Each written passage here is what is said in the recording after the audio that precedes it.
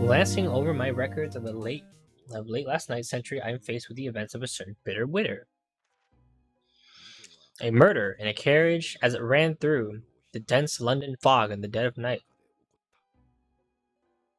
Though the victim and the perpetrator were the only ones inside, they were multiple witnesses to the crime itself. However, none could have imagined at the time that such is seamlessly obvious case this time would end in such a horrendous manner.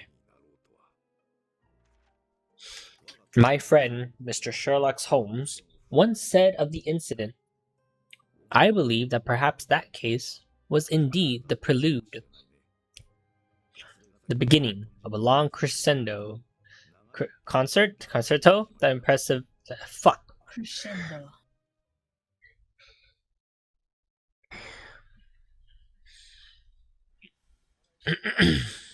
No, look, Anime. amazing. This is really a train station. Platform 3 and 4 3/4 station or not, I've never seen such an architectural marvel before. So many steam trains. What an advanced country. Was Britain really this advanced while Japan was still in the Meiji era? Uh-huh. Wow. What do you say? I said, uh-huh. Feels like I'm in a dream. So this is the British Empire.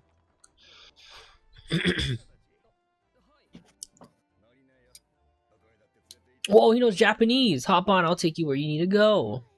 Get to the political district, the High Court of Justice.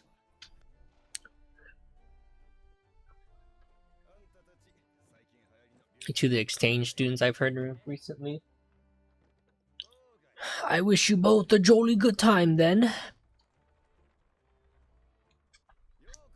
Welcome to the center of the world, the capital of Great Britain, London. We're in London.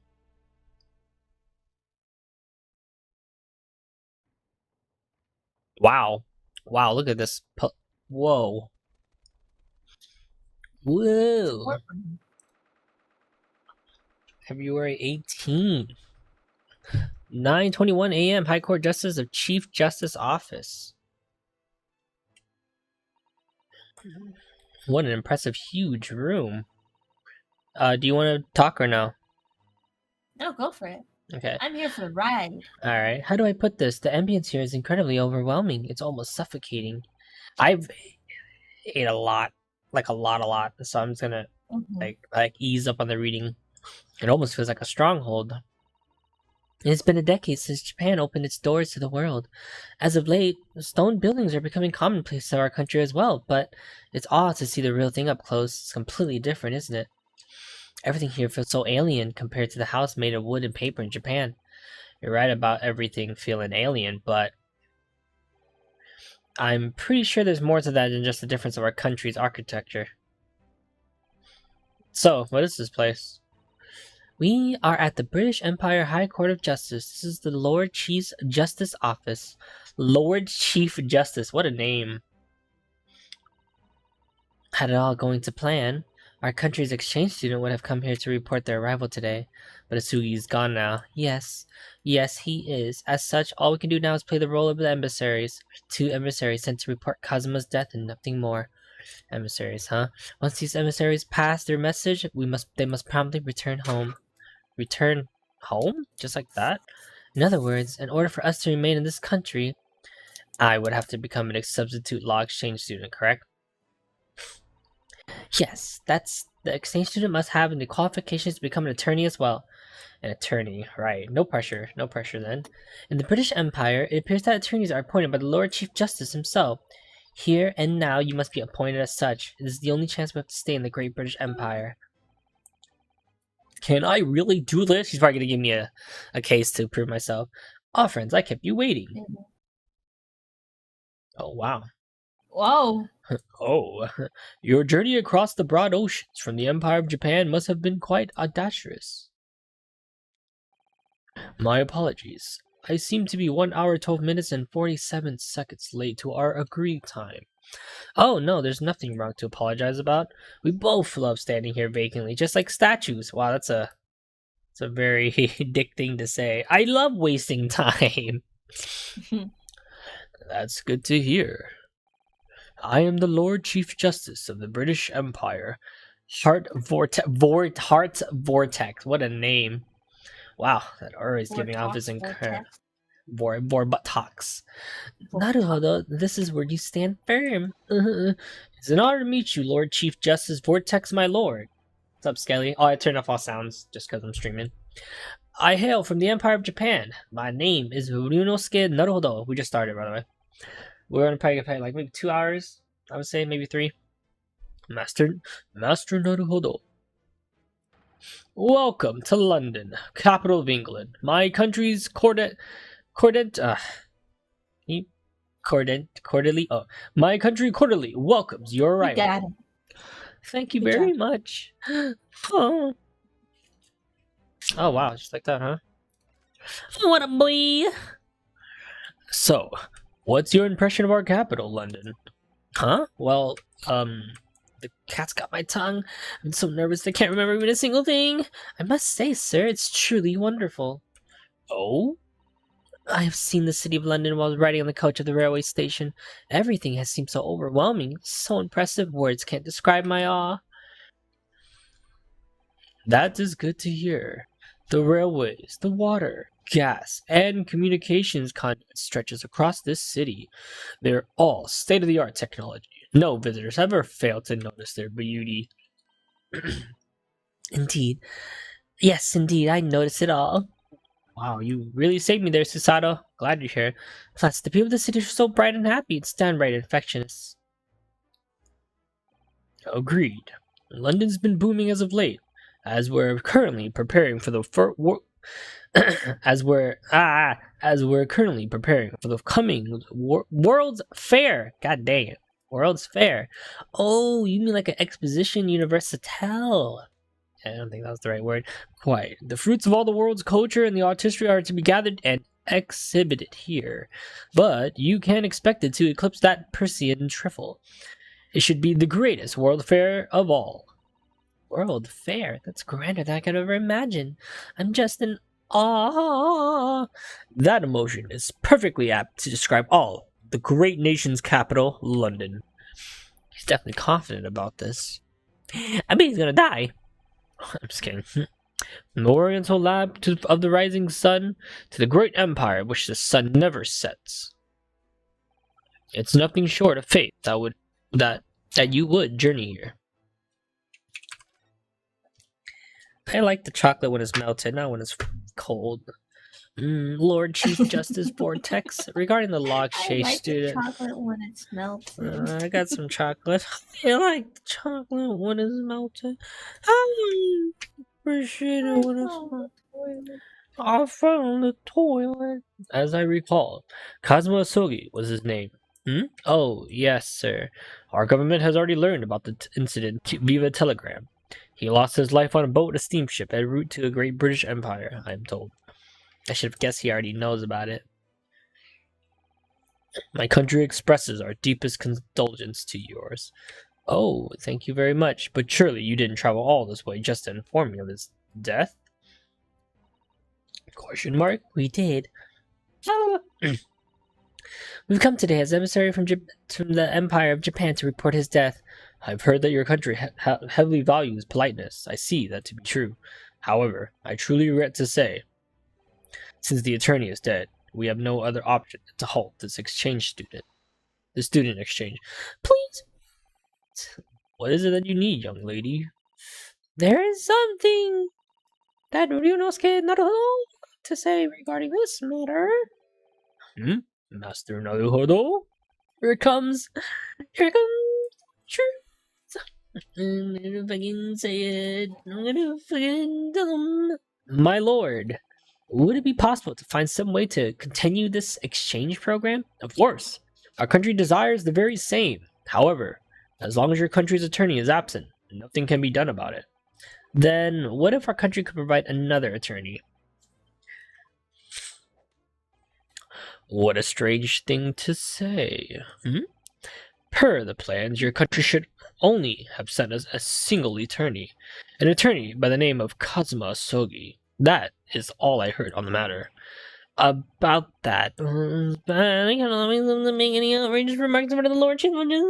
So wait, did you take the dude headband? His headband is actually wrapped around his sword. I took his sword, and his headband is wrapped on the sword. Naruhodo. I could mess everything up if I don't choose my words carefully. What do I do? Our country has another attorney ready, and that attorney is Susato. Just kidding. It's me.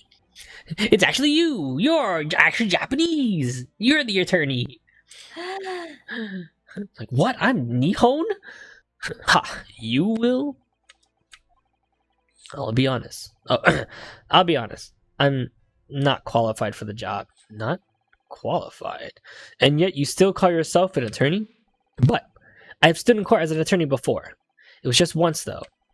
And Isugi was helping me, and I was a defendant, too. I studied as much as I could for our arrival in the Great British Empire. On the SSS Eclair, I studied the country's law and its trials. The voyage here is about 15... Is that 50 or 15? 50. 50. Wow, it was a 50-day voyage? Holy shit. That's some light studying, if you could even call it that. If you want to qualify as an attorney in Britain, you would need not only a law degree, but also multiple years of practice and an inn of court. I know it's far from too short of a time to learn everything, but I can't turn tail and run home now. It's not like this. Not like this! Asugi's journey has only just begun. I came to the British Empire to carry on his will. Nani? You carry on his what? I know it seems like I'm getting over my head saying this, but I'll take on any evaluation necessary if it means being recognized as an attorney. Please, I just need one chance. I beg you. 31 seconds. I see. What? That was how long your appeal took, Master Naruhodo. Not too short, nor too long. It was perfectly moderate appeal. An attorney needs that kind of intuition. Thank you. I'll assess your worth with an evaluation. After all, I always do. I always enjoy a good show. Huh? It's like a pole comes out of nowhere. It's like, now dance. Dance. Dance for me. Let's make one thing clear, Master Naruhodo. Sir. You want to carry on Asogi's will. Is that the absolute truth? Yes, that's what I promised to do. I see. I can't help but wonder, why did his expression change when he's... I bet he hired Asugi to, like, change something in Britain. Or he wanted Asugi because he was from Japan. As you wish. I will give you uno chance. Wait, oh, they speak English in London, right? Yes. There's not like a language. It's English. I'm not tripping, right? What's a London accent? Well, it might be. What's a London accent? Would it be like Austin think Powers? Of any Anne Hathaway film. What about Austin Powers? Yeah, that's technically. Okay. All right. I gotta keep that. I gotta keep that in store for like when a character comes out. One evaluation does describe if you become an especially appointed attorney, accept or refuse. Really, sir? Oh, what's the evaluation going to be? Evaluate these nuts! So what's this evaluation consist of? I asked you, Master Naruhodo, what is an attorney's job? That would be to stand in court and plead your client's case, of course. Exactly. Therefore, why don't we have you do just that? What? This is the perfect timing. Conveniently, there's a trial set to start today, but no one has stepped up to accept the defense, so we've been at a loss. Imagine the image of Borsche just like, yeah, baby, just completes my life. I don't want to think that. It's I can't believe my lovely wife Vanessa was a femboy. Wait a minute. I'm single again. Yeah, baby. It's gonna start today. If you attain a full acquittal in this trial, you pass. You couldn't find a more simpler evaluation, could you? That's true, but could you perhaps divulge some detail about this trial? What does that sound? Is it humph? Is it humph? He's scoffing at you. As I recall, it was right. A murder case. Whoa! A murder case? Come now. It's a simple case. Just murder. Just, a man with the, shot in the chest, cold blood. He did it. Just convict him, it was you. You have the gun. Yeah. Come now. It's a simple case. There's no way you'd lose. He says it so nonchalantly. However, you should be aware that in the worst case scenario, if your defendant happens to be found guilty, you won't be able to avoid his condemnation. Condemnation? Condemnation. Condemnation. I've never heard those words. I heard the word condemn. Really? But I never heard condemnation. Condemnation. It's condemn. Like, I condemn you to eat ass. Condemnation. But, like, I've never heard of condemnation before. I never heard of that compound word. You mean the death penalty? Yeah, I've never heard of that. In our great British Empire, murder is punishable by hanging. I do expect the books you read on your voyage reveal at least this much, correct? Will prove such a dangerous evaluation. There's nothing more than playing games with the defendant's life. I, the Lord Chief Justice, approved it myself. Would you still call it a game, knowing that? What? That's insane. You're right. There is no need to overthink. All you have to do is avoid defeat. Or kiss me on the cheek. Just a peck. Aww. One peck, and you can get your license. My defense will determine the fate of the defendant. And if I fail him, it's death by hanging. Staring at him, considering it like, Huh. It's a nice smooth cheek. That's a nice chocolate cheek you got there. Maybe I should just, give a little smooch. Master Norodo, you call yourself an attorney, correct? Then you must kiss me. Kiss me, I say, in my chocolate cheek. Thus, you must show your resolve, along with your intent to kiss this chocolate cheek, and succeed your dearest friend's will. I hope you can show me the strength of your resolve, and your kissing skills as well. I haven't considered the kissing part yet. What now? You don't have anything to say? Or to do, perhaps? I'm sorry to say this, but there isn't much time until the trial begins. You're wasting his time. If you're going to do it, you have to commit to now. What will you do? Shit! Give me that cheek! What am I supposed to say? What am I supposed to say to such a bizarre proposal? Then I will politely. It's no good. I just can't get the words out. 15 seconds. There is an issue with how long you took to make your decision. This is yet another important qualification, especially to kissing me. I'm impatient. That's yes. Oh, yes. This is just as I had thought. Huh? Ultimately, this is what your gallant resolve amounts to. Oh, damn. I withdraw my offer for an evaluation. Thank you for the report. Holy shit.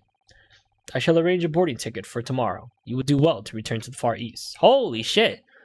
I understand. I am grateful for the opportunity you gave me, Lord Chief Justice. Holy shit. Naruhodo. I'm sorry, Susato. There's no need to apologize. I understand your decision, of course. You do? In these circumstances, your decision, whatever you stand as an attorney or not, for you, Naruhodo, this question has nothing to do with the matter of the resolve. What do you mean by that? Maybe that's what he meant by he wants to change that. Maybe he doesn't like the death by hanging thing. That's why he wants to come change it. It's definitely true that I want to be an attorney no matter what it costs me, but even then, that's no excuse for me to talk about resolve and act as was justifying risking a defendant's life. That's just my opinion on the matter. To the client, their trial means a lot more than some evaluation. I believe that an attorney fights for the client's sake each time they stand in court, but from the client's point of view, their trial is a single, crucial battle that would decide their fate. I don't think I'm qualified to handle that battle. Thank you for your time, Lord Chief Justice Vortex. What a word. Justice Vortex. I'm gonna call him LCJV. What kind of acronym can we get Lord with Chief that? Justice Vortex. I don't know what's so complicated about that. Just Lord say it Chief every single time that you mentioned him. Alright, I gotta say every single time. Damn, we were gonna walk like that? Wait, Master Naruhodo. I still want that kiss. Don't forget about my offer. I'm not thinking about the offer. I know I was thinking about the offer. Traveling from here to the Old Bailey typically takes about 20 minutes by coach. If you leave immediately, you should make it there in time. But just so you're aware, what I told you earlier was no joke. There's truly isn't a single soul who is willing to stand the curse. Accused. So I don't know why I know it's a curse, right? But the word it's accused. But the word curse is in there, so it throws me up. I'm like, well, it's not in there because there's an R, accursed. Oh, or cursed. Okay, never mind. So I see the word curse, but there's no R. It's accused. Yeah, you're making up words in your brain. I had that happen a lot. Sorry, hold on. Water. It's in my lungs. Oh, there you go. Breathe deeply. Should this keep up, the court will proceed in the absence of an attorney. And if that happens, there can be no doubt whatsoever that she will kiss me and then die. There is nothing at the end of that tunnel but the worst possible conclusion. It's absurd, and yet its verity is undeniable. How can such a situation be allowed to happen? I suggest that you do not assume that all of your inquiries will be provided with a reply. Wow, he just said, bitch, I don't know. That's pretty much what he just said. Bitch, figure it out. Shit, what do you want me to do? In any case, the only individual with the potential to change the defendant's fate at this point is none other than you. You can say that with utmost certainty. But that's... Now then, may I ask you a question, young miss? Yes, what is it? Under these new circumstances, should one decide to stand as an attorney or else decline? Personally speaking, I believe that choice would indeed be a matter of the individual's resolve. We will have to end our talk here. It's about time for my conference. I must depart in 2 minutes and 15 seconds. 16 seconds. 15. Counting. 14. 10. 9. 8. Bless up! Shoots to the roof. Like, shit! What about the kiss? He loses his voice. Yeah, baby, let's go to the moon. And with that, please assure yourself. Lord Chief Justice Vortex! Lord Chief Justice Vortex! What about the kids? And with that, please enjoy yourself in the lens of your heart content. He's gone. Oh, he did blast off. He left, but she's like looking up instead of like into the chair. The Old Bailey, huh? If we were to go, we gotta depart at once. I fucking hate London. It sucks. It smells like the pits in here. February 18, 9:45, the Old Bailey defendant lobby. Look at him. The Old Bailey? Is that what it's called? Bailey, right? The Old Bailey. Look at those guys. Bailiff? No, that's bailiff with F's in there. Oh, okay. My bad. I did see. Just wondering. Sorry, it's like 10:22. There's still 15 minutes left remaining in the trial. We managed to make it in time. I had no idea coaches could run so fast. I thought I was going to bite my tongue off. That reminds me of a line of the story from Sherlock Holmes. Wow, you have the book? Okay, I love she flips the book. Good coachman, an extra guinea for you if you get us there in 5 minutes. Our coachman may have offered a similar incentive considering how fast we were going. I don't know. Having to pay in exchange for a near-death experience didn't really feel like a fair trade. However, we did arrive before the beginning of the trial, yes? Yeah, you're right. I must say though, this is quite strange. We should have been able to meet with the defendant once we arrived here. I've spoken with the bailiffs, but the defendant is nowhere to be found. It's Sherlock. Is it? Of course it is. That would be funny. It sounds like it could be. So this is the Old Bailiff's defendant lobby. It's something the matter, Naruhodo?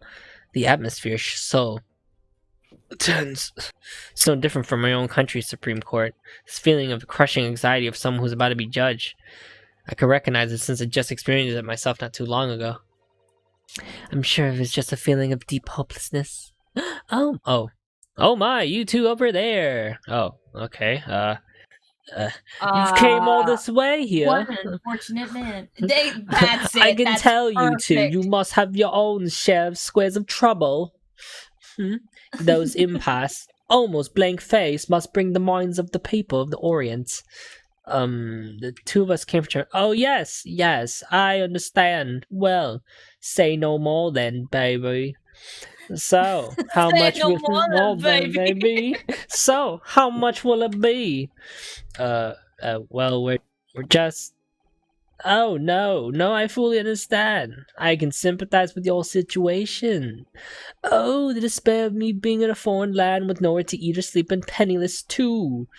Right? It's true that we haven't really decided on a place to stay, but wow, what an edgelord. That's alright, baby. Oh, Anyways, so cool. 1,000 guineas. Don't say a word, my friend. Take them. 1,000 guineas. Is that the currency here?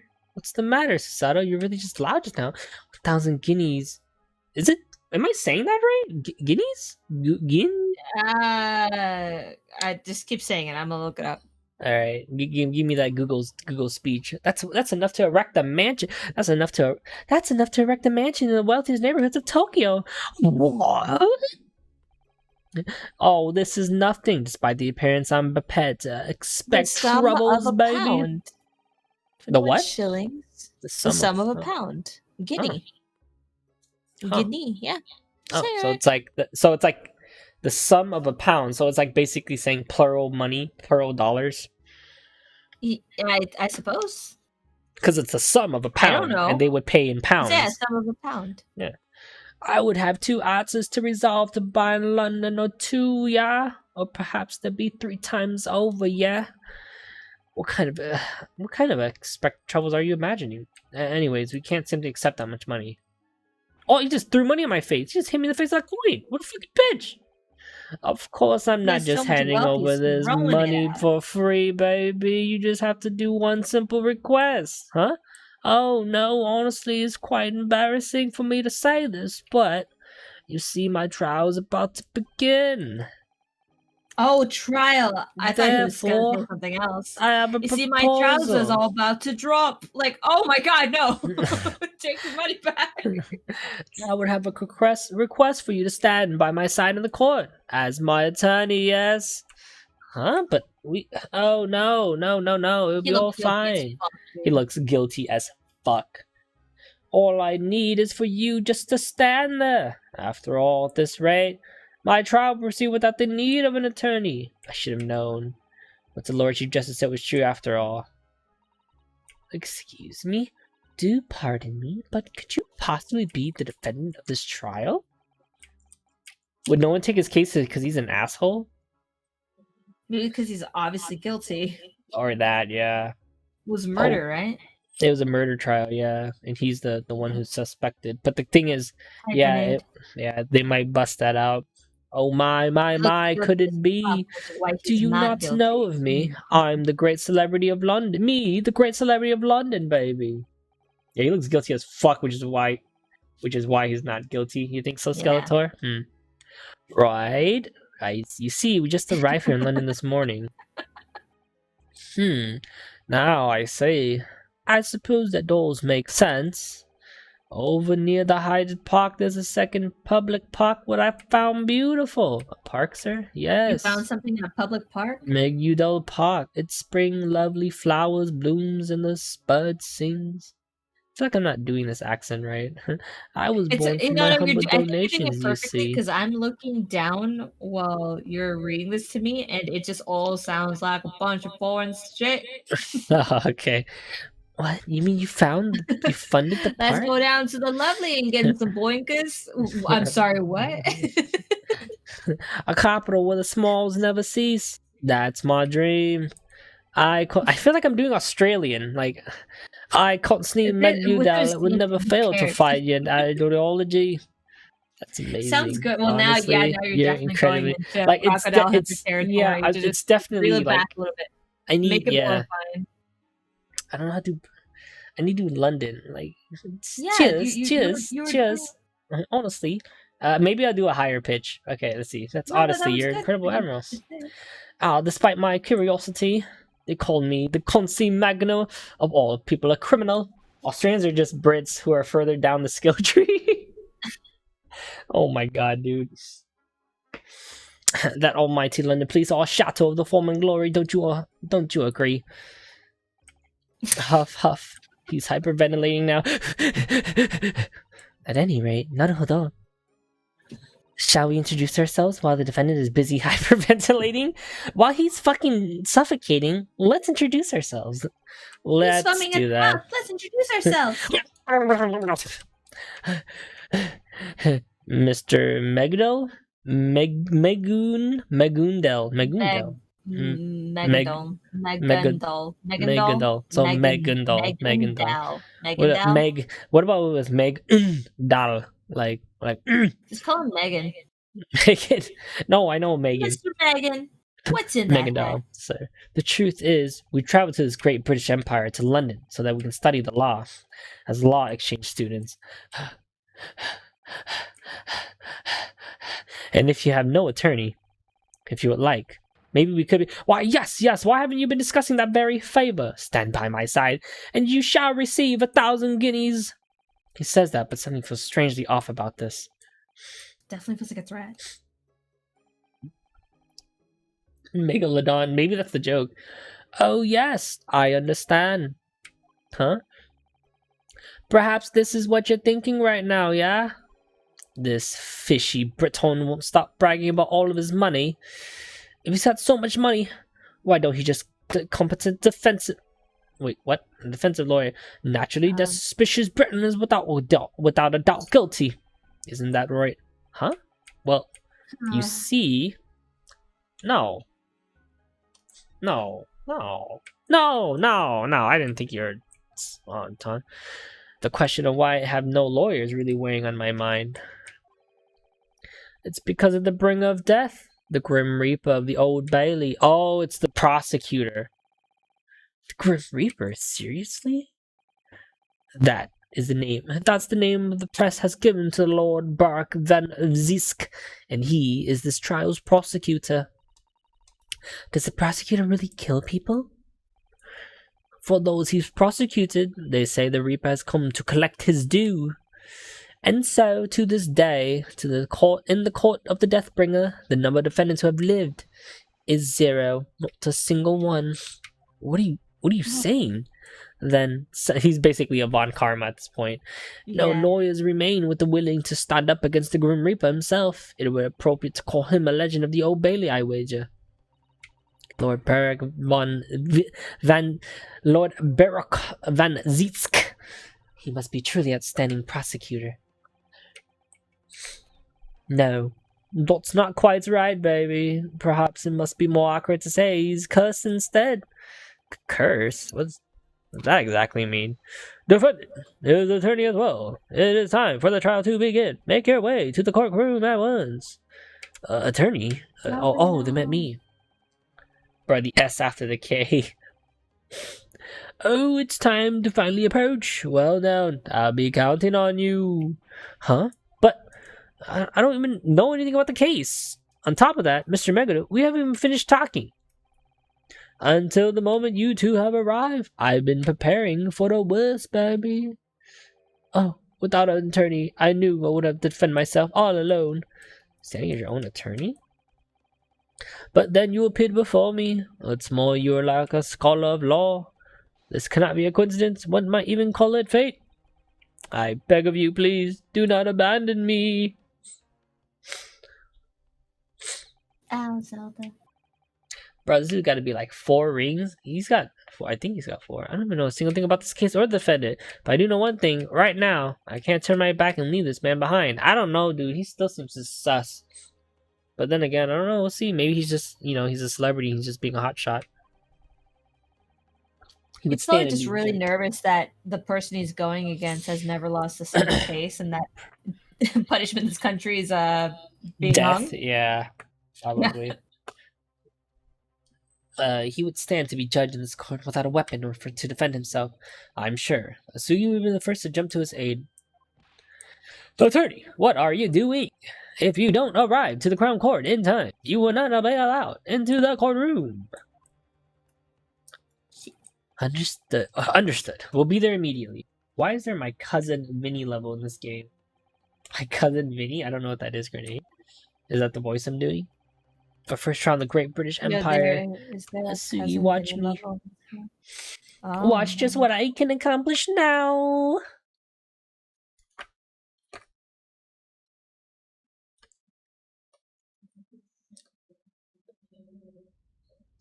Ooh, look at that scale. February 18, 10 o'clock sharp a.m. Old Bailey Court, Crown Court. Bro, my cousin Vinny is a Joe Pacey film. I don't know what that is. I watch a lot of movies, man. So, this is the Crown Court of the British Empire, the Old Bailey itself. Unlike the courts of Japan, I can feel the weight of this court's history. The melancholy about this room says more than words than ever could. No matter where you travel, the feeling never differs when a man's fate hangs in the balance. Wow, I'm on the opposite side. That's different. By the way, Naruhodo, might I ask you something? Yeah, what is it? Oh, never mind. Your eyes are darting around all the room again, just like before. There's not much I could really do about that. What he gonna look like? Whoa, look at this judge! He's got a sheep beard. Santa! Santa won't send you to prison. In the name of His Majesty the Queen, we declare this court is now in session. The trial of County Mengudal will now commence. I ask you, prosecution and defense, are you fully prepared on the case? Your prosecution is ready. That guy's so cool! He must be the Grim Reaper of the Old Bailey. Look how awesome he looks. I can certainly feel a dark aura. As if he's really could reap someone's life. You, Japanese attorney, do you have trouble understanding English? Do you speak it? Oh my god. Sorry, I wasn't focused. Yes, I speak it. Yes. If I'm being asked if my argument is ready and right now, but I'm not exactly in any situation to say that we're ready. Imagine, Larry, you die. I like to judge of your life is Santa. Your prosecutor is a small Asian boy, and the other guy, or your defense is a small Asian boy, and the other guy's fucking Dracula. What do you do? I like that expression of yours, Japanese boy. Trepidation, fear, unease. As you desperately stifle these emotions, you cling to your false illusion of courage to face me. It is an expression of recklessness. Quite fitting for one whose fate is already sealed. I'm so tense. I think he's gonna suck my fucking blood. He's gonna make me feel numb. He's got that paralysis there. The defendant, Kosi Megudo. Fuck, so many voices. Why, yes. You are on trial and suspected of murder. If you declare guilty, you will be put to death. You will be leaving such an important trial to a Japanese man. Are you absolutely sure? I have always believed that would be... I should make him sound like a tree hippie. I've always believed that we must give the... Pause. Yeah, baby. I always have believed that we must give opportunity to the young, you see, yeah? Even if the young in this case are 2 exchange students from a tiny eastern nation, yeah? I must have the courage to boldly entrust my fate to the weak without fear, baby. That is precisely what our proud, great British Empire chivalrous spirit is all about, yeah. Ooh, that's our Mr. London celebrity and truly by the main man. Hey, I heard that man donated £5,000 to cover me reason. It seems our good audience supports Mr. Megudala. That does help our case greatly. He really does have a way with words, doesn't he? If he had circle sunglasses, you're right, yeah. hippie would have been if he had circle sunglasses. But even then, nobody else would stand alongside him for that defense. I'm just saying. Very well, defendant. You have an admirable outlook. And now, are you prepared as well? The sensible citizens chosen by the capital city. Oh shit, these are the witnesses? Oh shit, there's a juror system in this one? Holy crap, that's new. Are you telling me I had to convince all of them? Yeah. You might have to, yeah. Oh god, I have to do voices for all these. Okay, Mario. Scruffy Beer Mario. Let me think. Let's go. Let's go. Let's go. Let's go. Oh yes, it's been a longer time. Luigi, it's been a longer time to hand down the punishment of the evil scoundrels. Allow me to disapprove of the rubbish as per my master's orders. Ha! Bad luck to you guys for running into us. There's 5 of them. 6. Oh god. It's Luigi. It's a cold in here. Oh yes, dearie. Quite prepared. I'm just knitting these mittens for my grandchild. Naruhodo, these people must... The jurors. We don't have this system in Japan. Yes, indeed. The Great British Empire Court, a verdict is decided by the judge and these 6 jurors. Can you say it for me? Juries. The judges decide based purely on the law and the jurors, because it's plural. Give the drunkard a Wario voice? You're right, Grenade, you're right. Alright, let me try to do Wario, okay. Jurors based on content. Judgment is passed on the defendants based on these 2 point of views. But how do the jurors render a verdict to begin with? Well, I'm sure that will naturally come as light as we proceed to this trial. Yeah, naturally. Oh, Lord Van Zeeks. Yes, my lord. How many years has it been since you cast aside the courtroom and your prestige with it? It is the title of Grim Reaper, or, as they call me, Vlad. Truly worth being called prestige. But alas, I believe that it had been 5 years. Wow. Oh, and yet you have returned to stand. You have returned to stand at the prosecutor's bench once more. Oh, if there is something you anticipate from this trial.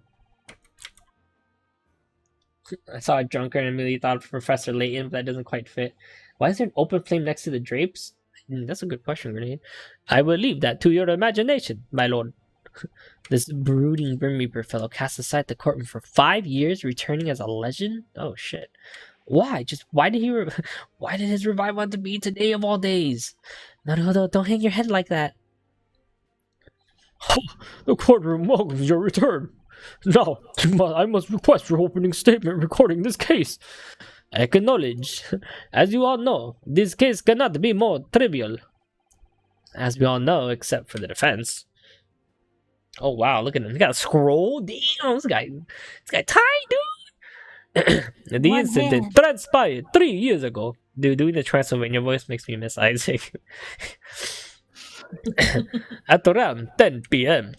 The victim... summer solstice! Oh no, the summer solstice!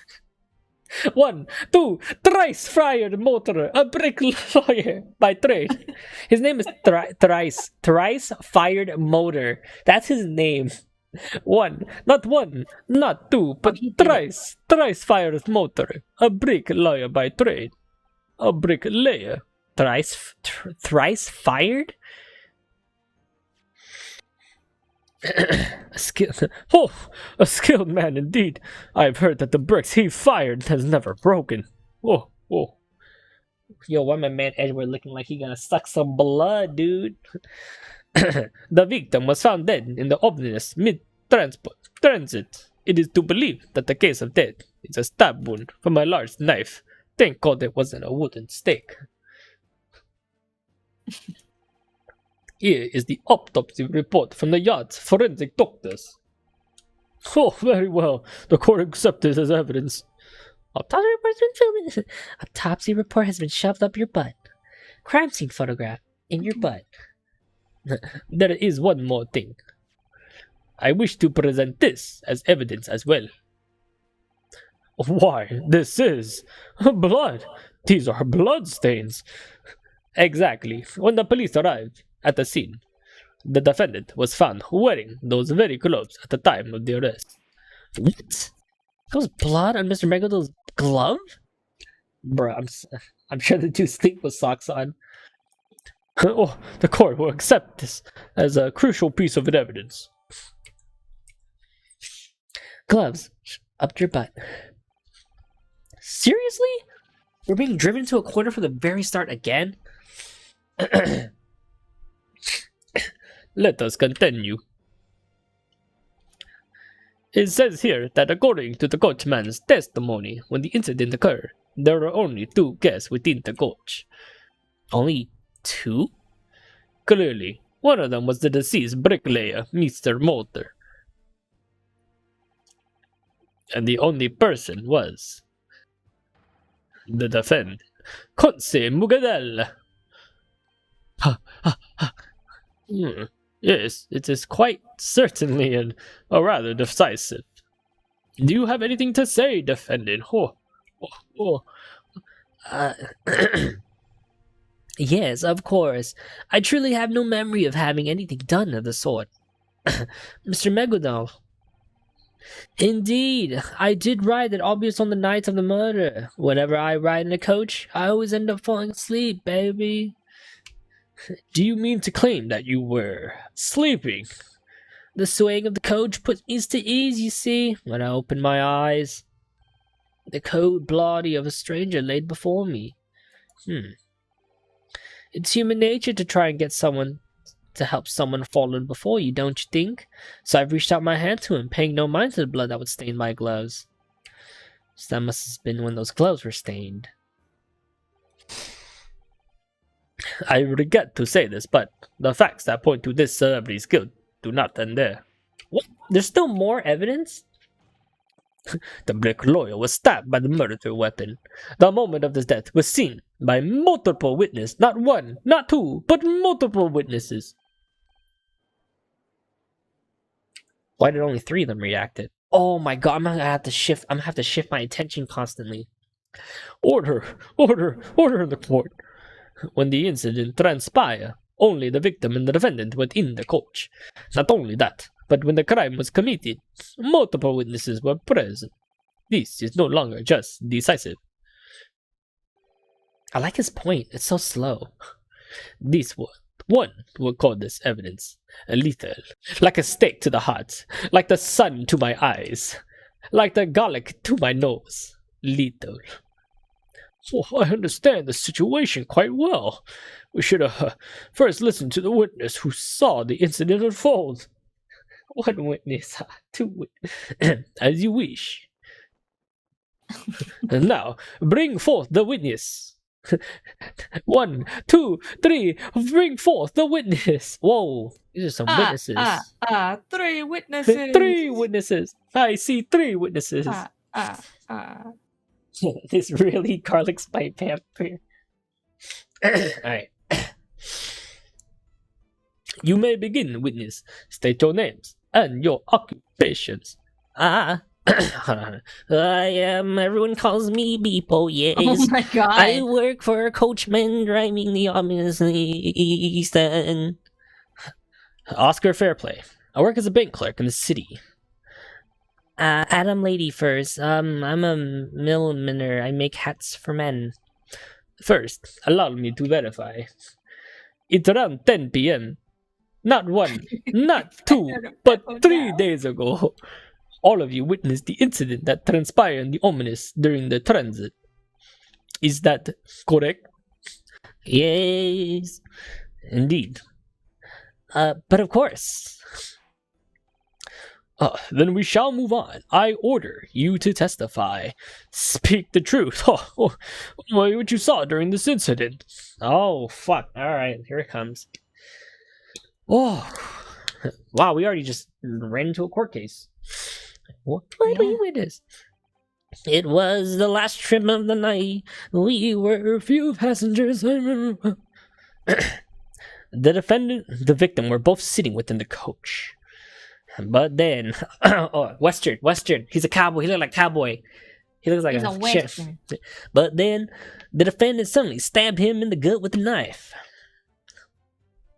Yes, he was indeed stabbed in the gut. I ended up screaming in shock. Oh, astonished by that scream, I saw. I'm getting mixed up with the voices. I stopped the horses and then, well, I saw too. He got a carrot nose, dude. His name is Fair Play. It's funny. Truly a clear testimony. You are correct. Clear. As the apt word. Clear. Like when I see myself in the mirror. Clear. Clear. For the incident to unfold in this ominous most was seen quite clearly by witnesses. Huh. Excuse me, may I say something? What is it? It's about the testimony. To be honest, I'm having difficulty wrapping joke. I liked it. Boo, that was a good one. You suck. That was Shut a up, good one. Grenade. That was a good one. To be honest, I'm having difficulty wrapping my head around how anything is clear. How did you not understand that joke?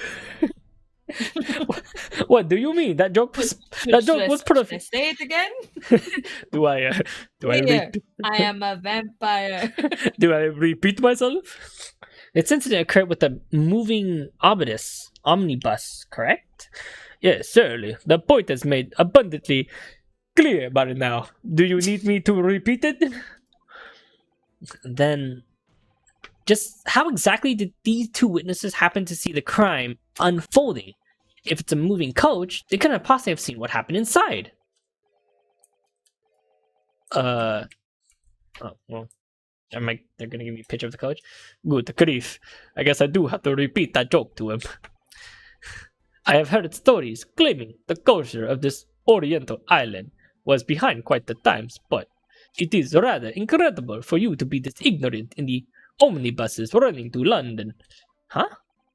I have to ask, Japanese boy, have you ever seen a vampire? Have you ever boarded an omnibus? Do I make myself clear? I have not. I mean, after all, we just arrived in London this morning. Very well. You would be do well to look upon your eyes. It's the very scene of the incident. What? What do you mean, sir? The very scene of the incident? A horse-drawn coach is able to move. I suppose you should understand that much. Well, yes. For this trial, we had omnibuses moved into the Old Bailey. Whoa, you got the... What? The bus was brought here? Bailiff. Bring in the omnibus at once. Omnibus, what? It's a... Wow, they're just gonna bring it in? What? Oh, are you telling me he was murdered up top? So this is an omnibus. Can't believe they brought the omnibus in. The British court really are something else. Yes, with not one, but two benches mounted on the top. This coach can transport 8 1, 2, 3, 4, 5, 6, 7, 8 passengers. 8 passengers at most.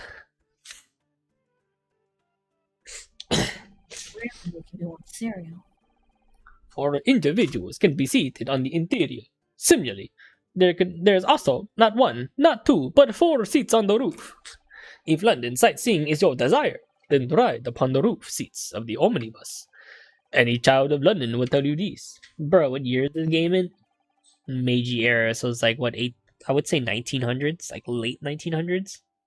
Oh, I don't know. Like... They said it earlier. Yeah, it's pretty old. Objection. He was clearly on the lower level. He was clearly on the lower level, big. Incidentally. Oh, look at that. With the skylight present on the roof, one may choose to peer into the interior coach. I for one do not use this coach, for sunlight can hit me anywhere I see. And the skylight. Oh. How does he travel then? Turns into a bat. Ah! So the truth finally becomes clear to you. Do I need to repeat myself? Clear to you. At the time of the incident, these 2 witnesses were seated on the roof seat of the omnibus. It was from there that they witnessed the incident from the coach. They saw it through the skylight of the omnibus. Do you understand? Oh, omni, like 8. Oh, that's funny. So that's what was going on. Even so, I've never heard of the scene of a crime itself presented as evidence. The vestige of the crime committed within the omnibus is still clear. Thus, it should be presented as evidence. Ooh, wow, look at the hand movement. That is a prosecution's official stance. Whoa, this guy's got a what's that hair thing called? A toupee? Yeah, he got toupee, dude. Given the present state of what we accept the state as evidence. Oh, omnibus shoved in your pants. I can't believe it. The murder scene itself has become evidence. Wow, the Great British Empire never fails to impress. I need to brighten my glasses because I'm fucking crying, and the tears are being splashed into my lens. Well, this is a cool case. So far, I already like the scenario. I feel like he's probably not even going to be murdered in the bus, and everyone's in cahoots with all this. Everyone's in on it, including the judge, Santa. Maybe we'll see. Santa. Either way, we should take this chance to inspect the omnibus inside and out. As for you, attorney, I order you to carry out your cross-examination. Order. As if there is anything to anticipate from a British cross-examining by a Japanese person. Boy, he just like the boy hands, like, boy, I was racist. This is my first cross-examination in the British courthouse. It's time to muster up all my resolve. Ryusuke, naruhodo. Oh, look, I took the armband too. What we witness? Alright, let's see. The last trip of the night, there were a few passengers, so I remember it well. Mata! As I recall, it was around 10 p.m., correct? Oh, yes. Wait. Oh, yes. It was a deadly freezing cold night. Voice. Oh. You know how I was doing that, right? I was actually shaking myself, so I can't do that. Oh, were you? I thought you were doing the what was it called? The things that guy from SpongeBob does. Tom Kenny, how he goes like this with his throat. Oh, yeah, okay, I'll do that. Yeah, just so you just so yes, it was deadly freezing cold at night, yes. From what we know, there were 4 passengers. Is there no mistake in that? They all picked up from different locations. However, yes. Would we be correct in assuming, there were no passengers who got off midway? Yes, as you say, one got off. Yes. So that means there wasn't anyone who ran from the obvious after the crime occurred. Yeah, well, I'm under orders from the boss to make a final trip. Good old me always wondered if there was any point in making that trip. What do you mean? Considering that dreadful cold, I've earned but only 20 pence, but carrying out the final trip, you see, all would vanish after stopping by just to warm up in a pub on the way home. Oh, that's sad. The defendant and the victim were both sitting within the coach. Okay. Did you see from the coach's skylight? Well, when I sat on the roof, the skylight sits right in your feet. Let me just try it. There was a lamp inside the coach, where it was allowed for me to see inside. Because of both were wearing hats, I was unable to make out their faces. Regardless, I have no doubt that one of them was Mr. Megudal. What makes you so sure about that? Mr. Megudal is, well, a gentleman of quite a short stature. It would certainly be most difficult for me to mistake him for someone else. Ah, indeed, and when the horse was stopped, the coach doors were open. Hi, Ace. What's up, Ace? Only the deceased victim and the defendant, Kosni Megudal, remained inside. There is no room for argument. But then the defendant understand with a gun with a knife. Suddenly, what? So you witnessed that very instant? As I said, all was explained in my testimony. Or perhaps you saying you have a bone to pick on my words with me, a bank clerk? No, that wasn't my intention at all. Oops, he seems completely fuming at me. Witness, I'd like to hear a bit more about what you saw. What I did for this guy? Oh, me lord. I'll do that one. Oh, juror 3, what is the matter? I made up my mind. Now everyone said their piece. I'm gonna with my gut here. What do you mean, sir? What's Lupin's voice like? Do you know? He does look a little bit like Lupin, doesn't he? Yeah, he has a very Lupin vibe to him. I don't quite remember. Alright. Well, let me let me fix up his voice. Why does this man have a knife in the courtroom? Oh, he does have a knife. I always hated the rich folks, you see. I'm sure these clots are doing shoddy dealings under the table somehow. Whoa! That tiny old man is the culprit. I understand. You can't pull the wool over my eye. Oh. I don't think there's a point in wading through this little discussion any longer. Huh. Ditto for me. I was just about to say that. Oh wow, they're really just gonna... We, as jurors, have authority to pass down the correct judgment. Wahaha. Oh shit. They're really gonna just do that to me? What on earth the heck is going on? It appears to be the jurors' verdict. Their verdict already? White means not guilty, black means guilty. As each juror reaches to his or own conclusion, the weight of their verdict is added to the scale, as you have seen, is set aflame. So then, if that colossal scale is completely tipped toward black, let's do our best. Let's do our absolute best to prevent that from happening. Oh, let's not all note that the juror's verdict has changed. Now, I would like for the attorney to resume his cross-examination. Of course, how incredibly frightening. Yes, he was stabbed in the gut. I ended up screaming in shock. Oh, astonished by that scream. Oh, wait, I already read this. Well, we didn't actually investigate this now that I think about it. The guy who's not even waiting just seems like he wants him out of the picture. Yeah. Now let's tear this door and charge in. No matter how enthusiastic you put yourself, it's still a crime scene. This is awful. Ace is asking us an important question. Why did Snoop Dogg need an umbrella? For drizzle. Oh my god. Hate it. Oh, it's so good. For drizzle. It's a poster advertising the World Fair, which is held in London in half a year. It depicts the design of the Crystal Tower, the symbol of the World's Fair. Ah, the Crystal Tower. Yes, I heard that it's currently under construction. It seems like the whole city is bustling with excitement before the festival. Alright, I'm gonna eat this. You'll like it. Bahama Mama flavor. Tastes pretty good, yeah. Hey, look at this guy. He like, yo, look at my pineapple. Keep it here next to you in case you need it. Ransom hate speech. It's 24-hour bad. Ransom hate speech. Oh my god, give me a second. Alright.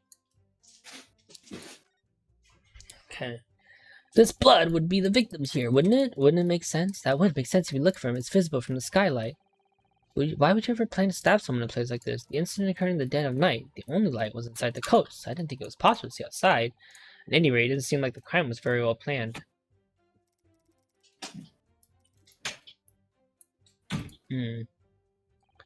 Are you for reals? No. Skylight's surprisingly large, easily large enough to witness the entire crime through it, I believe. I can't seem to find a handle, so the opening of the skylight from the inside of the coach must not be possible. Okay, so you can't open the inside of the coach. What's that?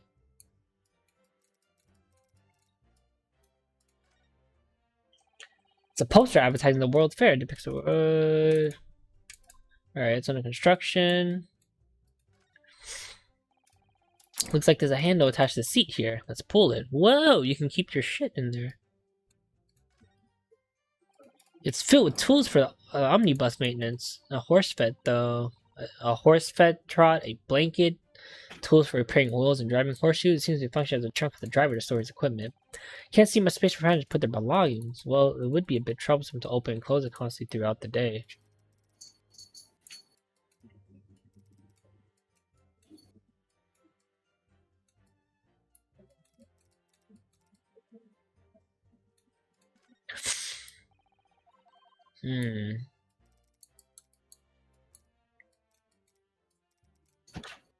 It's an interesting one. Damn, this one's gonna be crazy.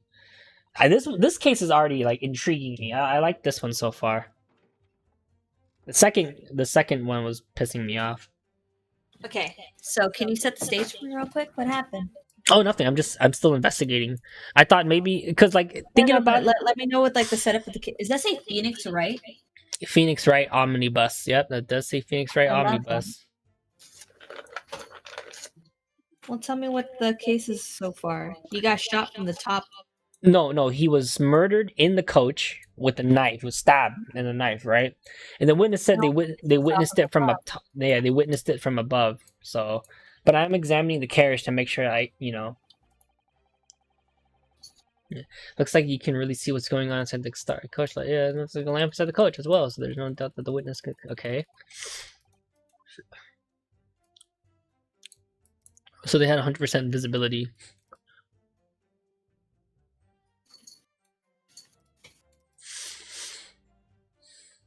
Okay.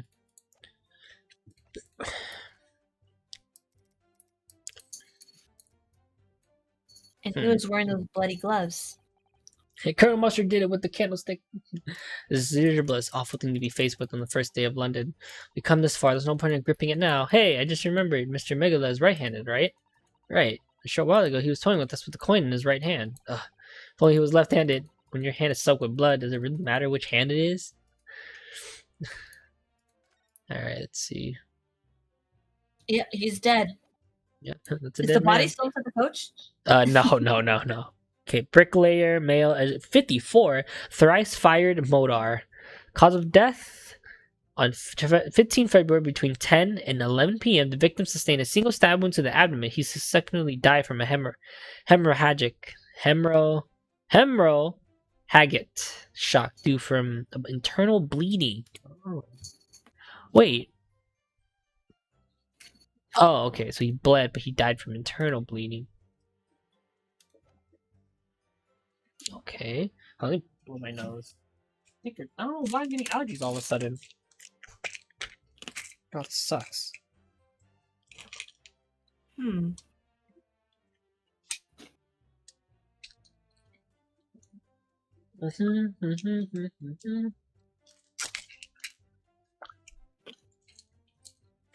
yeah, we're talking about that game before, Ace. Can we look at all the stuff again? What happened? Can we look at all the stuff again? Oh, stuff? Yeah, there was, I got my armband. We have the autopsy report, the scene of the crime, defendant's glove, and the omnibus. But we haven't pressed this one yet, so.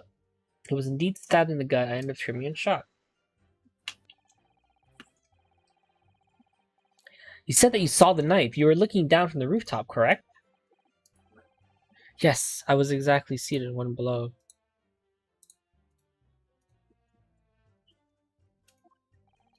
I recall that the man with the small frame and the victim were sitting beside each other.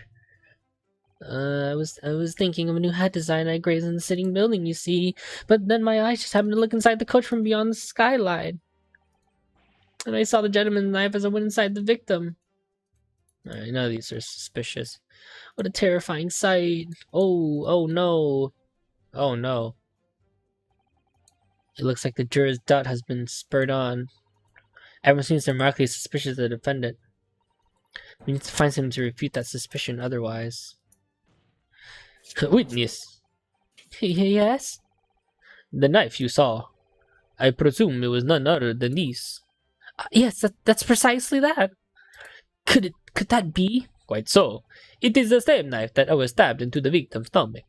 Oh, that's a rather large knife. Sheath of this weapon is engraved with its initials. M. It's an initial I have seen somewhere else. Huh? Don't tell me. M. just like in Megundal, suffice to say. This self-proclaimed London celebrity would appear to be an utter fool. But the M could belong to countless other individuals, like, for example, that's right, the victim's name was Modar. Wow, his objection's fancy too. This is far too valuable for a bricklayer in poverty to own. The most likely scenario is that the knife belongs to the defendant. Oh no, Wario! Yes. It appears that I'm quite escape reality. My lord, please excuse my rudeness. Juror 2, what's the matter? As a servant of the gentleman of the great British Empire, I like to believe he's innocent. However, as a servant, I have a responsibility to accept harsh realities. What? Wait, what? We have to dispose of this filth now. Oh my god. Wow. Motherfuckers, dude. No. I must apologize. But I love cleanliness after all.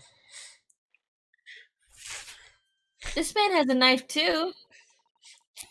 The entire conversation thus far, and I have given a logical appraisal. At this very moment, I have reached my ultimate conclusion.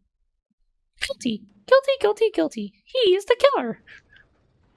Oh, this is not looking so hot. No, not again.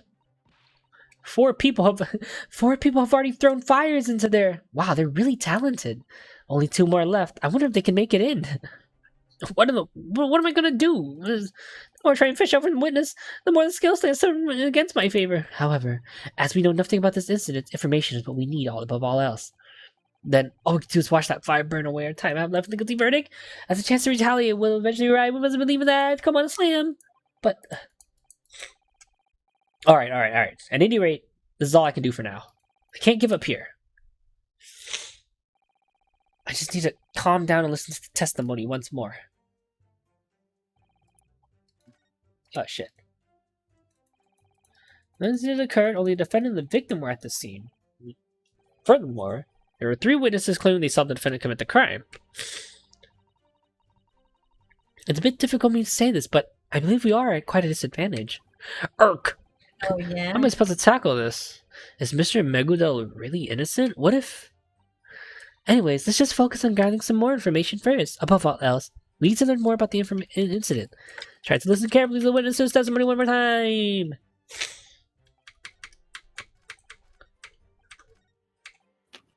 Astonished by a scream.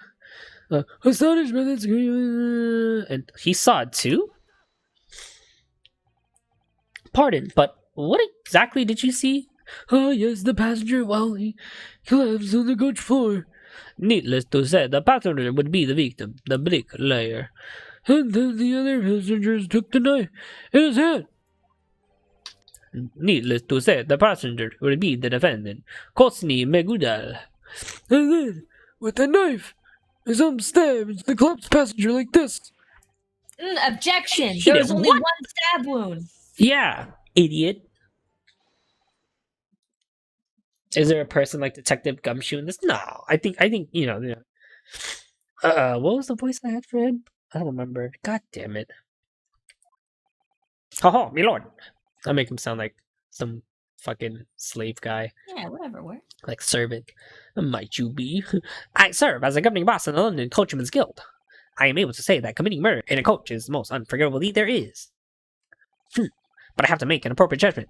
So, to plan to continue to observe the trial, but I've heard more than enough. No one can stop a horse at full gallop. No. We can always try to calm down. Run, Silverblaze! Leap over that pub! Wow. Look at that, man. Come on and slam. As the boss of the Coachman's Guild, I choose to believe in people's words. Oh, boss. Boss? With this, the number of guilty verdicts from the jury stands at 5.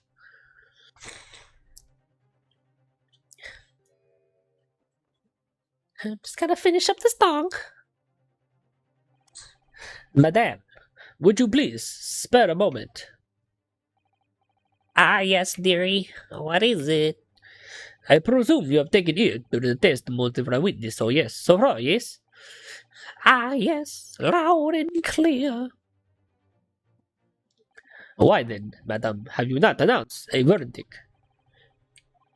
You see, around this time of the day, I would always be in the nearby park, knitting away. It's a daily routine. Such a small and adorable park. It's called Magudal Park. It was donated to London to bring smiles to everyone's face. Such a nice man would never stab someone. She's right! Mr. McDonald contributes to the good of London. It's not right hard for a man to stab someone. Mummy, let's go back to the McDonald library and read some picture books. What would you be knitting? With a knife? Fucking Z. It would appear that much of London is still blissfully ignorant. So stupid old lady, ignorant that is of Cosney Magnoula's true nature. What? What do you mean by that? Cosney Magudal, philanthropist, a celebrity with enough money to purchase the entirety of London. It begs the question. Wait, what's the word? Nothing. No. It begs the question. Just how did he obtain all of that wealth? To wit, he is a salary lender, a rather unsavory one, even among the disputable profession. What? Oh, he's gonna defame him right here, dude. Handing out loans to the weak with outrageous interest rates, then carting off with all they own. The foundation of Cosney Magundel wealth is built upon none other than these acts of usury. My, I had no idea. Madame, if you would hear me out, I'm sure you would have at least heard some form of suspicion. The man with enough wealth to purchase London would, without a doubt, own a personal coach. What? If that is the case, then why would he go out of his way to ride an omnibus? What? I don't mean. The victim was a bricklayer in poverty. He had a good large amount of debt. Needless to say, the lender was the defendant, Cosni Mugudal. Furthermore, the incident took place on the night of the loan's repayment date. Oh shit. Oh really? The poor bricklayer, deprived of his own home. He had not even a single shilling to pay with. And then, the pitiable bricklayer was finally deprived even of his own life. Done in by none other than the heartless guru. What's that word? Philanthropist? Philanthropist. Philanthropist. Codney Magundal. Hold up. Might I interject for a bit? Saro. This man owns money. This man is rich. He's the killer. What do they say in America? Eat the rich? You claim that the victim owed debt to Mr. Megudla. Do you have evidence to prove that? Oh, what the fuck did that wine come from? Yes, blood. Perfect for today's occasion.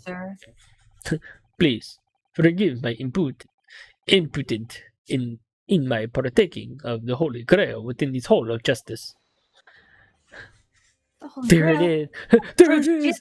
The Lord Von Zeke's Holy Grail. Oh, there it is. What, this is really something you just let slide? This is an unexpectedly pleasant experience. I have heard that the Oriental women were quite bold. I did not think of it quite to this extent. Ha! Women! Am I right? Am I right, my fellow British citizen? The actions I have taken are to be expected of any legal assistant. Regrettably, however, it seems that this boldness was nothing but recklessness. This is the self-styled custom ledger of the loans which the defendant gave out, from which I can see the victim's name is clearly written here. That's... I submitted to the court as ledger as evidence, along with this blood! The victim's blood! He starts checking it out. Delicious. I plead to forgive my like, impudence no, in toasting to the mysteries of the Orient. In accompanying to that wonderful toast, I shall accept the evidence. Cupstone ledger now shoved in your butt. 20 guineas. Ah, yes. It's quite the large loan the victim had taken. And to satisfy the repayment, Magundal took everything he had. Everything. I guess he had me fooled all along. It is regrettable to say, but that is just the kind of man he is. It was such a beautiful park, too. What a horrible man. Oh no! Come on and say Granny, but that's an innocent man's life! maybe this is for the best. Wait, hold, man, the granny gonna slam him, dude. I will show myself. Oh, what? Did we just lose? No, this has to be story-wise. Because I haven't even got a chance to, like, fight.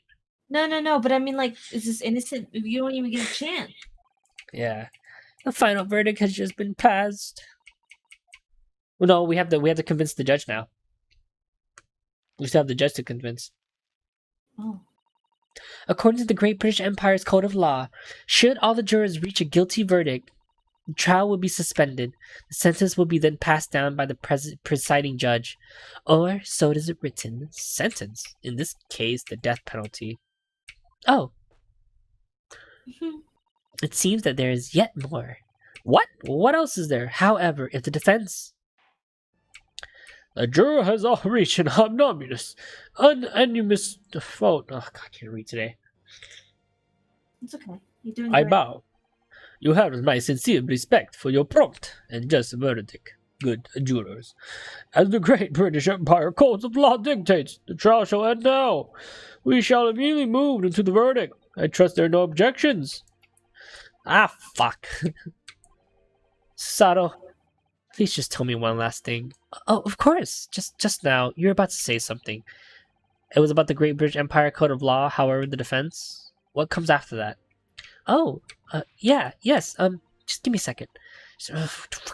Page 8. Here it is. Should all the jurors' verdict points to guilty, the trial will be suspended. Blah blah blah. I already said this part. Just read a few lines. Here it is. Has the right to present a closing argument to the 6 jurors. A closing argument? Wow, you don't even let me? Did I just hear you say a closing argument?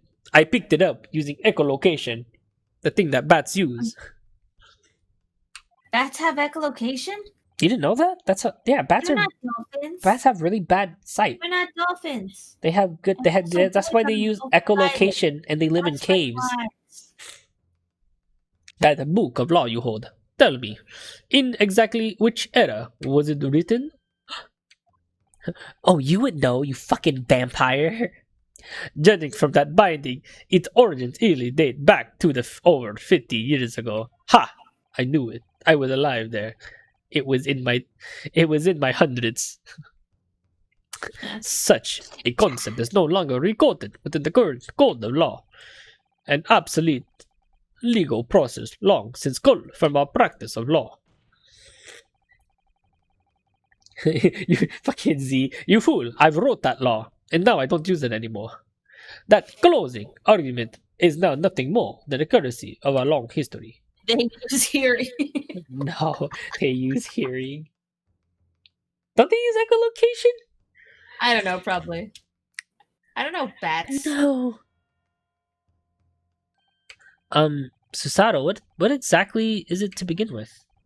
Echolocation is hearing. Oh, it's the lack of sight. Ah, okay.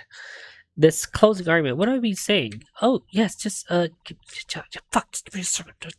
Just give me a second. I started thinking, right, without even understanding its meaning. How very Japanese of you. Oh, I'm so tired of this, guys. Here it is.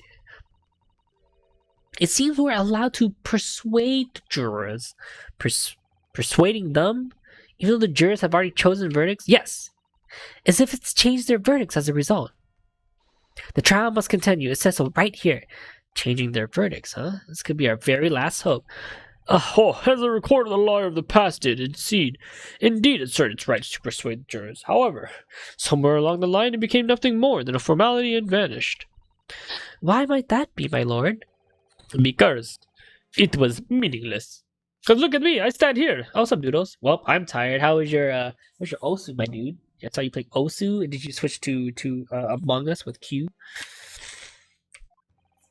Once passed down, a verdict cannot be overturned. In recent years, not a single attorney has asserted his rights. However, my eyes fucking hurt. Give me 1 second. Just 1 second. Just give me a second. There you go. There's no mention whatsoever of the abolishment of this system either. What? In other words, even if it is forgotten, it's still not died. Oh! What will you do, Naruhodo? This closing argument is the only remaining opportunity we have. Just give up. The defense asserts the rights to a closing argument. You gonna eject me? The capital of the great British Empire, London. My hometown, I've lived here for 200 years. It is said to be the heart of the modern world. Hence, this courthouse is expected to hold both the shortest and the most well-executed trials. Closing arguments are the most wretched vice to be born from our country's legal system. But a right is right, and as long as it remains a law, it cannot deny me that right. So the court shall accept the defense request, and it shall now move to the closing argument. What the utter foolishness. Are you ready, jurors? What? Oh, I wonder. It wasn't written in the juror's handbook I was given after all. I would now like you to encourage you all to state the very basics behind your verdict. Basis? But why is the defendant guilty? State the reason for your judgment. This is all sudden. Flooding a lot. I've not heard such a thing. I ain't cut out for that. Sheesh. I'm a bitch who's typing on a keyboard. The jurors are getting flustered. Her voice acting. That's her voice acting. It's all like she's like speaking braille. It's like, what? Speaking braille. Yeah. Oh no. It would seem that the jurors have never experienced this before. Closing argument. A defense no one has attempted before? This just might be the chance that we desperately need. Now then, the court orders you, 6 jurors. State your basis and reasoning behind your guilty verdict. Ho ho ho ho ho ho. Judicial findings? Wow, there was no one else inside the coach. It can only have been him. 4 passengers, and an earning of 20 pence. The driver's memory is trustworthy. That guy stabbed the guy sitting next to him, just like this. Not even I would do that.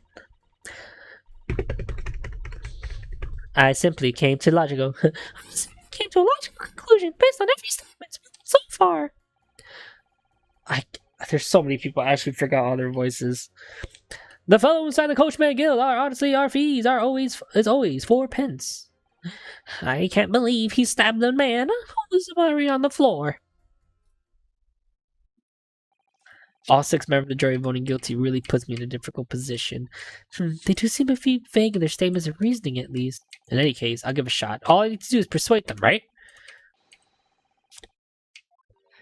Excuse me, but wait just a moment, if you will. Yes, Susato, you're gonna pull your book? According to this book, what we must do is a little different. What? What do you mean? Ah, my eyes. Isn't melting their cold, icy heart with my warm, passionate words all I need? I hate to say this, but no, you're not. Once the jurors' minds are set, they will not lend an ear to an attorney's word. They won't? No man enjoys hurrying his decision. Ah! My allergies! Fuck! Give me a second. Go take your Claritin, nerd. I did take it, but like it's my nose. It's because fucking I touched Zelda. I was petting her making that video.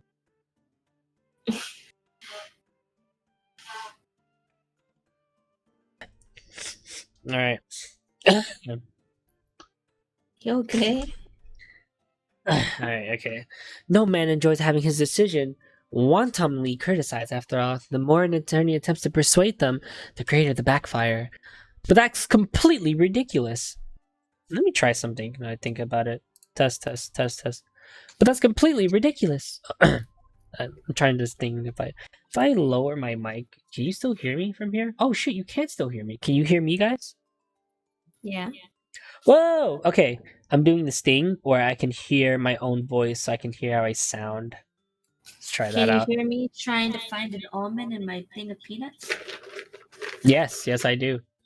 Okay. I couldn't find them. Thing is, I'm using like voice meter to like play back the mic audio, and then I'm using RTX to actually stream it and go to Discord. So. The British Empire dictates as such, not I. Then what after you? Oh, it's really confusing me though. Fuck. I can't do that. Yeah. According to what I've found out, the key to persuading them lies in the jurors' own words.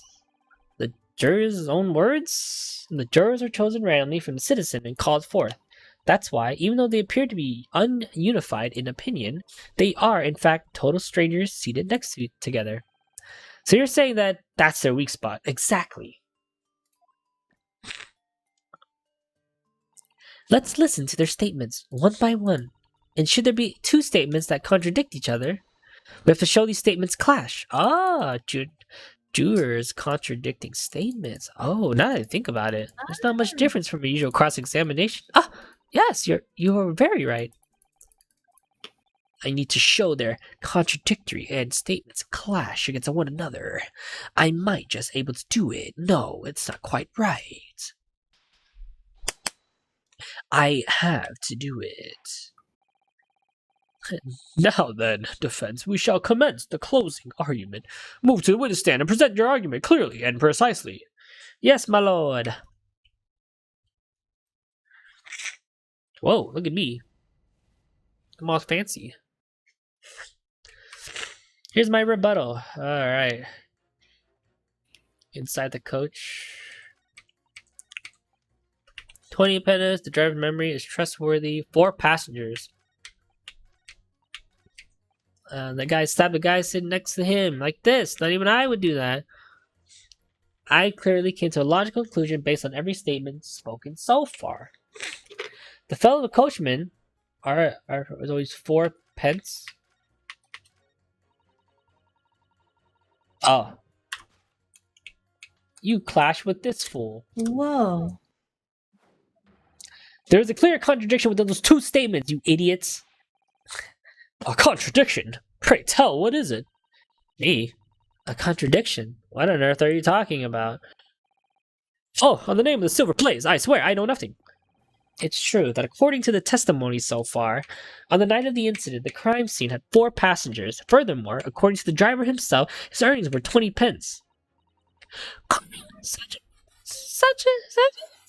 my flawless record. On the other hand, Juror 5 said the following: the ominous bus fare is always 4 pence. That's right, cheap and convenient. What other shit I expect less from a cab? Yet, if that's the case, a rather unnatural contradiction is born.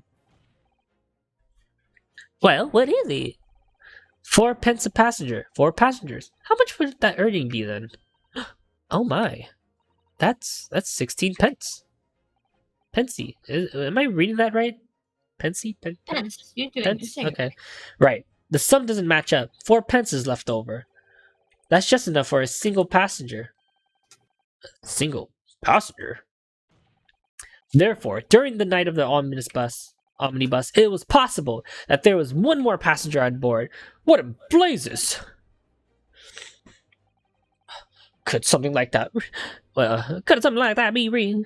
Drivers of the guilty by the man, trust in the coach first and foremost. Passengers and a mismatch. They're unreliable, isn't it? What was that? Guildmaster, if the trial was to end here, unfavorable rumors might spread to the street of London. Perhaps the omnibus driver overlooked a suspicious passenger's escape? Huh!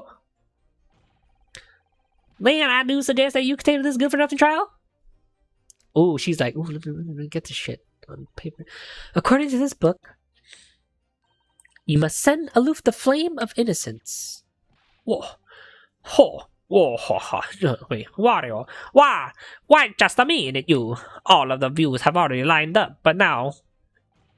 all the people, show yourself. Oh, damn. Oh, damn, we got him. We got him. Why? How could this have happened? Pardon me, but I must do the same. Pew! Is that her? Is she his maid, or is just a maid? Oh, what do you think you're doing? At the end of the day, humans are creatures who just may laugh or weep. No, they're all strangers. Okay, but who is she? She's just some maid, right? She's just some maid. That's what they said earlier. They're all strangers to each other. Over a single penny. A man with such vague memory on the subject is hardly credible. What did you say? Oh, what did you say? I would like to listen to the words of the witness just a bit longer. We did it, Naruhodo. Oh wow, I was so happy. We could just change 2 more of their verdicts. Then we can continue the trial. Just 2 more. I just couldn't think of it. There was something else in what they said that was bothering me. Your next move should be to snipe that. I need to reveal another clash between the 2 claims, huh? The voting has changed, but the scale remains tipped towards the guilty. Continue the defense. Ha! Resume your closing argument. Ho ho.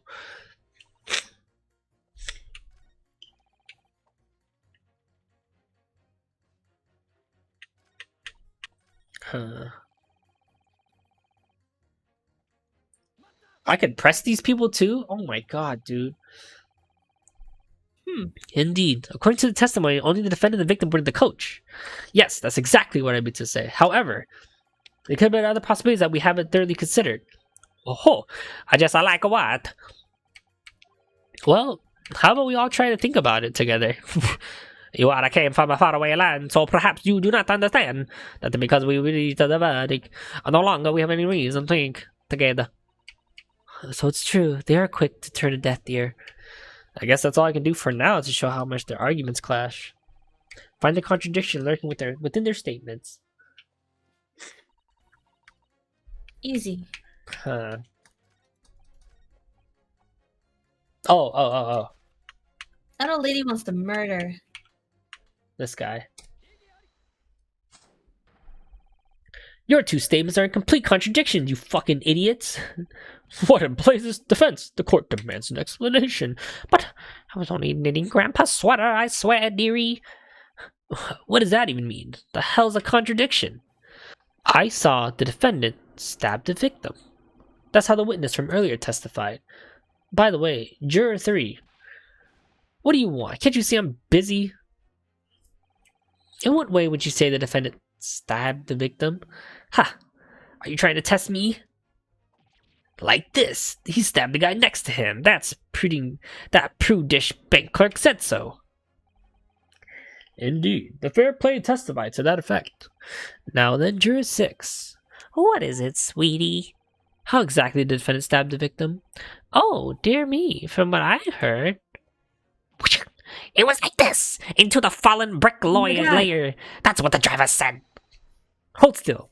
Just like that. Oh, yeah. Oh, I'm gonna paint that picture. Please, look well upon the way you both are positioned. He stabbed the victim sitting next to him. He stabbed the victim who was already on the floor. Oh, I see now. The way the crime was carried out. It's entirely different. What? Unbelievable. How could this... That means the witness from earlier may not have been honest in their testimony. Huh? Is she knitting the same sweater that Phoenix wore in that one game? Yeah, in part 2.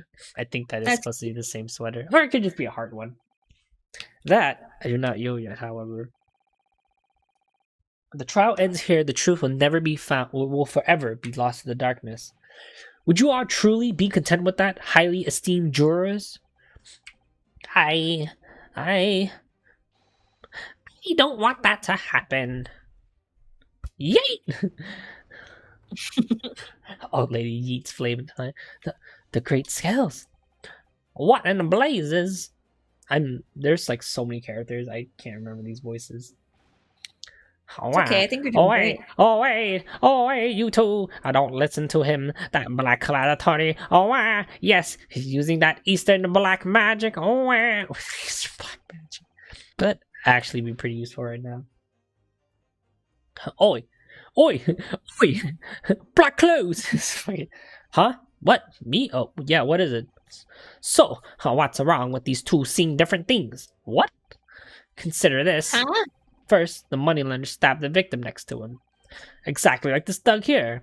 And then the moneylender stabbed again when he fell on the floor, just like this granny did. Wah! If you think that way, doesn't that everything lined up? Who you calling a thug? I'll cut you. What the fuck? I'll cut you for calling your granny too. I'll fucking kill you. I'll fucking kill you. I can't feel something was wrong about the foreman's word just now. Did the witness really see two different moments of the crime? It's impossible, you fucking idiot. My apologies. Foreman, or should I call you forehead? What, you black devil? What you said is undeniably impossible. Oh, how? How did you say that so confidently? I was just trying to lead everyone down the right path of the Jody's foreman. Evidence. Yes, that is it. Do you have it? They say the witness saw different moments of the crime. That is impossible. Show me your proof. All I can do is shove it in his face. Oh, I'm gonna take it out of my ass. I'm gonna shove that evidence right in your face, dude. I got that evidence you want so bad. Here's that motherfucking evidence that you wanted so bad to see because it was different. It was a fucking crime scene photo. Because the knife is clearly stuck in his abdomen, you fucking idiot. How is this, foreman? For as long as I lived, I recorded this. A man with no persuasive ability. Wait, what? How is that not the evidence? But this, I assert, you are even less persuasive than I am. What? How is that not right? They saw two incidents of the same crime. In other words, the crime scene happened twice. The crime happened twice. That definitely contradicts a certain piece of evidence. One more time, please. Wait. Good idea. Okay, so what's the problem here? Both of them saw different things. Yeah. Well, it's clearly not that. It has to be his autopsy then. Yeah, right? Yeah. He only's been stabbed A once. single stab wound. There you go. Okay, so Single the one. autopsy. Autopsy was. There's an autopsy report in these documents right here. There's, according to this file, a little sound effect for you guys, a little paper sound effect wrestling. The victim was stabbed only once. What? What? Only once? Do you understand now? The victim was only stabbed once. There should be no discrepancy in what the witnesses saw. I know how to make it. Guess I lost this round. Holy shit, 5 emotes. Oh, you gifted 5. Oh, thanks. Thanks, Ace, for that gifted sub. Yeah. I guess I lost this round. Wow, you're innocent. Yeet!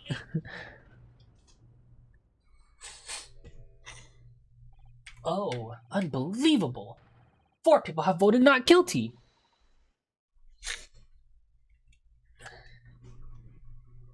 Oh, we did it, Naruto. We've won. A victory. Whoa. Yeah, high five.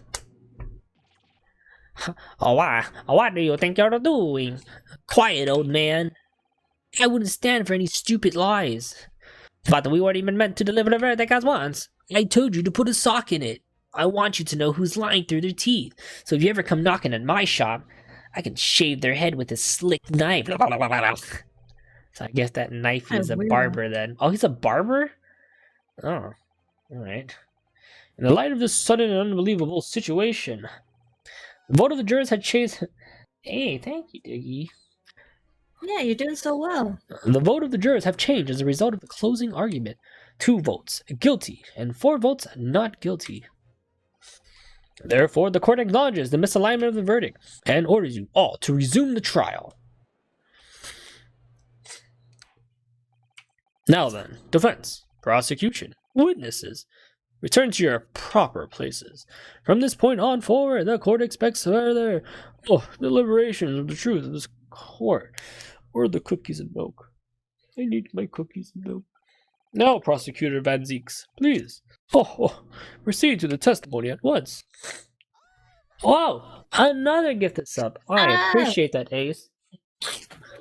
Ah, yes, the Holy Grail.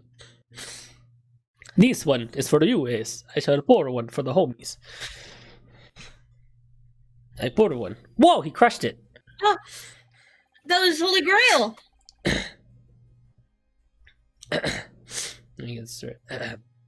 It was my desire to enjoy the sweet fragrance of this Holy Grail in this fall of justice. How imprudent of me to shatter it without even taking a sip. I plead your forgiveness. Prosecutor about 6. What is this extremely cold aura?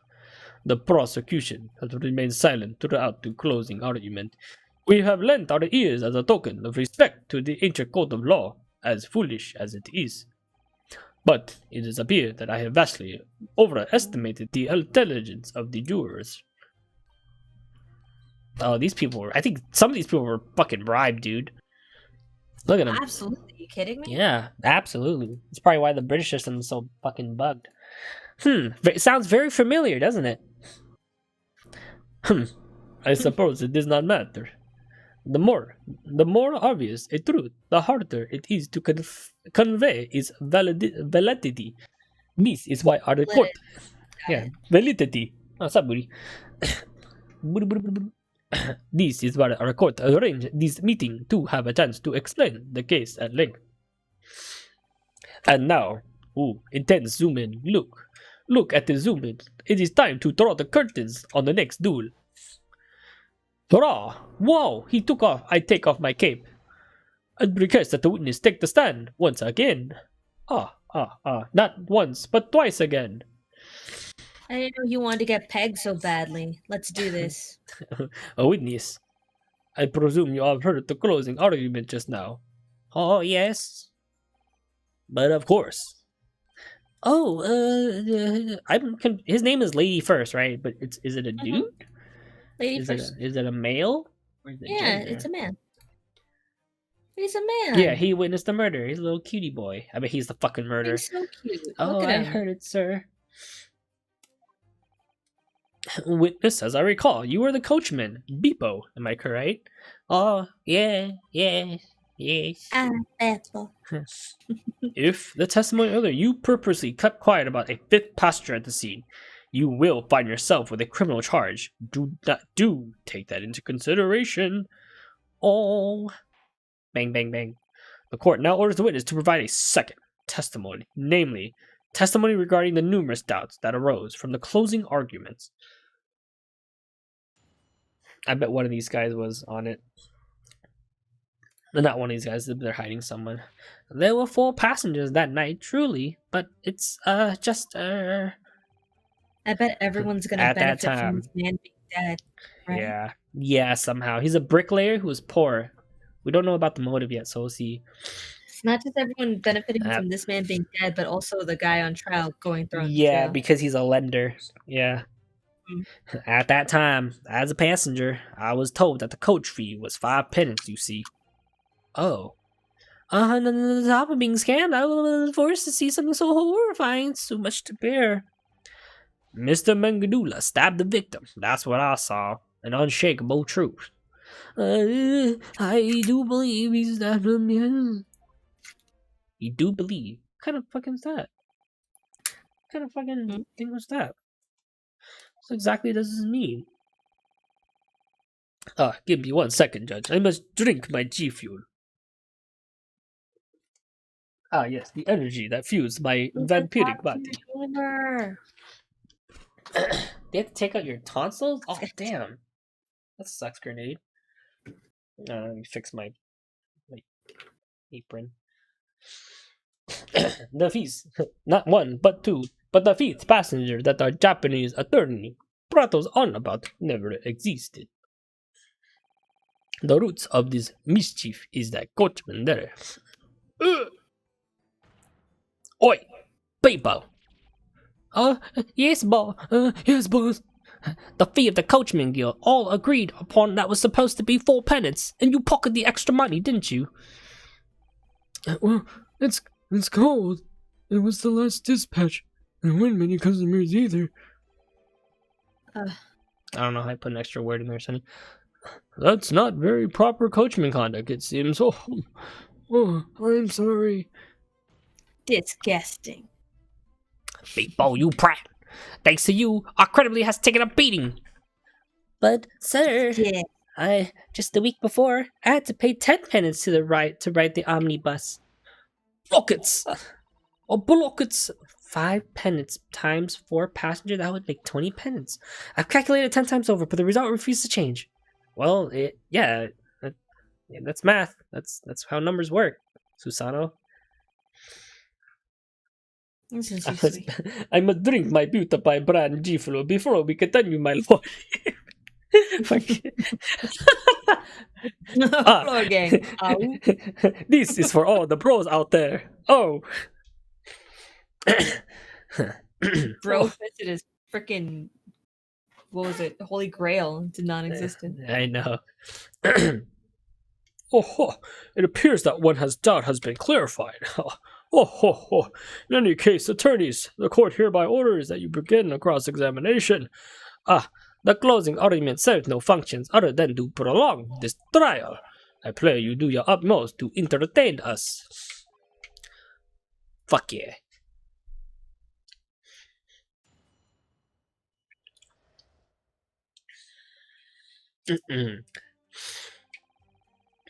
Truly,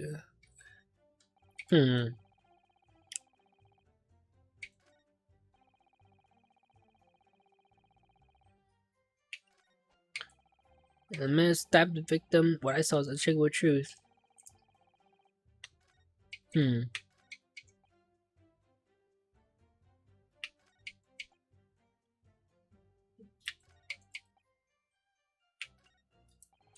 Alright, let's see. Incidentally, you collected 5 penance from everyone on board, correct? I paid 5 penance. Naturally, I paid 5 penance as well. I received 5 penance from everyone. Wait. Yeah, 5 penance. Okay. Good grief. Pence. Pence, sorry. It would seem that this Pence, sorry, Sonny. It would seem that this contradiction of yours was not a contradiction at all. And with that, yeah. Pence. Ever seen a flapjack before, Larry? No, I haven't seen that show in so long. 99 pence. Pence? So it's pence, right? It's pence, not penance. Pence, yeah. Right. Where are you getting the ends from? I don't know. And with that, your supposed fandom killer has vanished into thin air as well. It never even showed up in the first place. On top of these scams, for seems so horrifying, so much to bear. Believe Larry would watch a cartoon before he knows anything about politics, honey. Yeah. When you say something horrifying, you must mean the murder, right? Yes, precisely. I can't imagine that anyone would want to see such another person getting stabbed.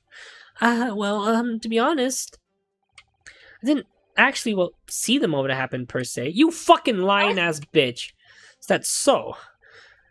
There is another one who did indeed witness the banker. So Mr. Lady first didn't actually see the moment the victim was stabbed. I wonder if there's a particular reason why he didn't see it. I heard the sound of a banker gasping and I looked down the skylight, but by then all I saw was a knife stabbed in the victim's chest. Of course, I saw the blood. Wait. His hat probably fell over his eyes. Ever since then, whenever I'm having a meal and I see a table and I can't think but shriek.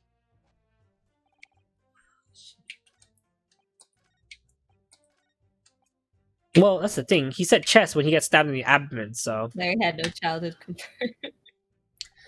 I watch I know what Flapjack is. I just don't remember that episode. Beat Saber stream. I guess I'll play Beat Saber later, tomorrow or something, or then before I start streaming. I think I'll do Beat Saber and then Mario 64 then, if that's the case, rather than Ace Attorney. The defendant stabbed the victim in the seat next to him, correct? Absolutely. Haven't you been listening to me? It's been bothering me for a little while now. For a second, just before answering, he seemed hesitant unnaturally. What's more, weren't there only 2 people sitting inside the omnibus? At present, we have found nothing that indicates that there are any other passengers. If that's the case, what's stopping you from handing down the verdict right now? I got a bad feeling about Mr. Fairplay's testimony. What could it really mean?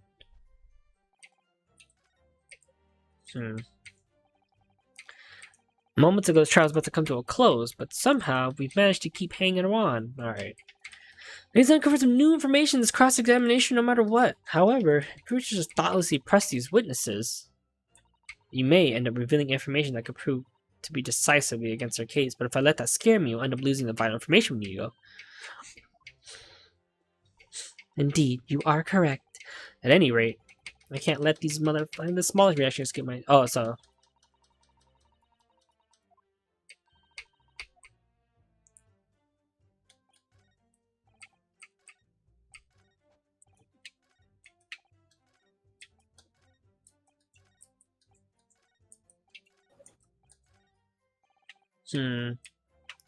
This is odd.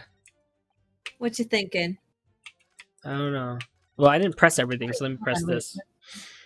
There were 4 passengers, but that fare you collected was not 4 pence. Fuck! It's not like the last trip was a cold. It's not like the last trip on a cold winter night. It's gonna make any money anyways. It's far too cold. My horse and I were halfway to dropping where we stood. That sounds pretty rough. Sorry, old man. Indeed, I should be congratulating myself. Bang up job, Beppo, I would say. Oh, it's full. I can't feel my fingers. I have no wife. I'm sure these feelings were what made me charge the extra pence. Don't act like you were forced to do it. This really is about a 5th person on board that ominous night. There should have been a chance that he or she was the real killer.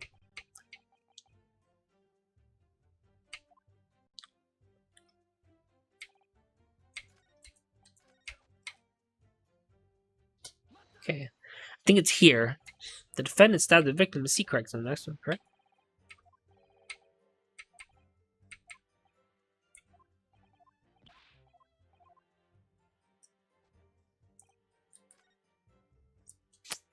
Okay, I have to ask someone else a question. I know that.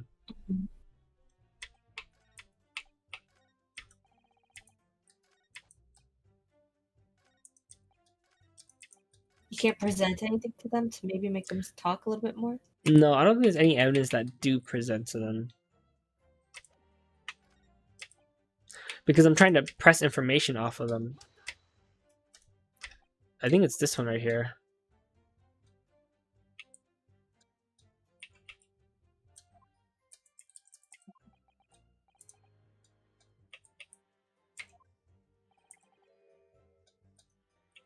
Okay, there are no reaction.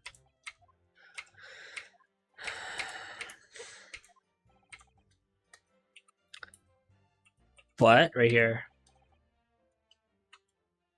All I saw was a knife wound stabbed in the victim's chest. No reaction. Ever since then, what happened? I see Amelia shriek. No reaction. Okay.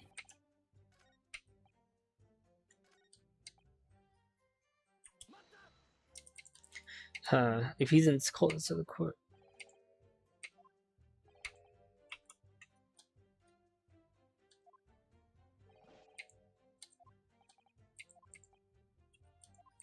Did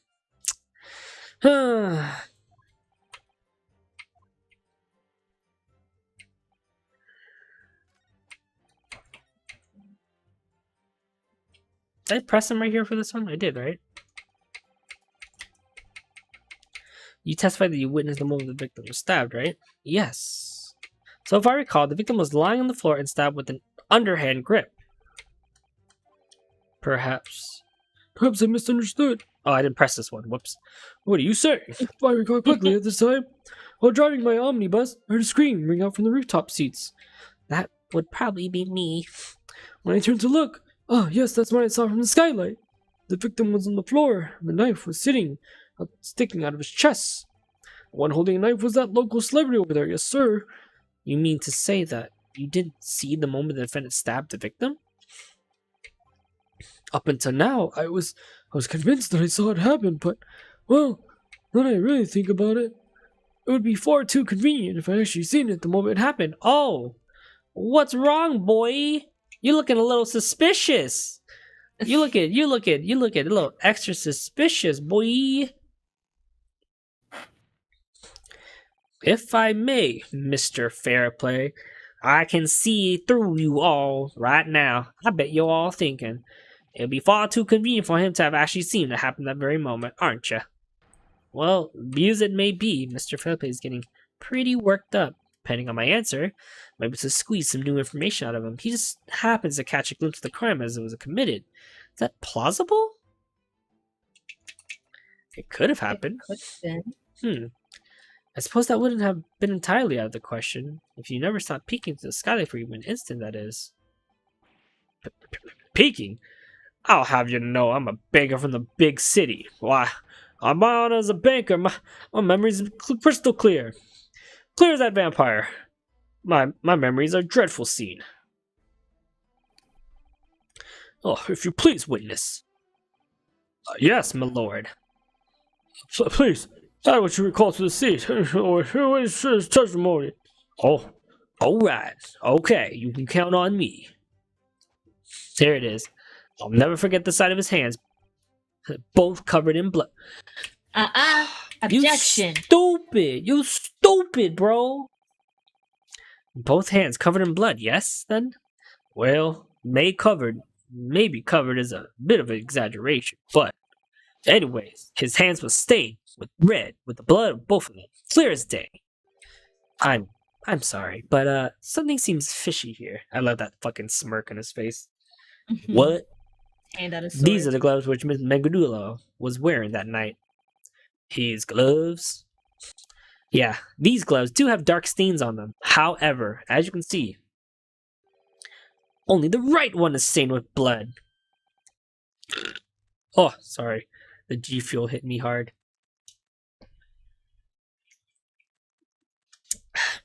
Is he gnawing on his cane?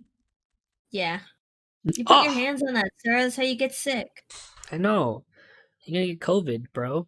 Therefore, Mr. Fairplay, your testimony is nothing short of foul play.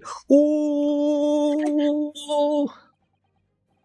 This can't be. There's no way. You fucking sick of shit! Huh? Yeah, you've made it clear as day. Mr. Fairplay, or should I call you foul play?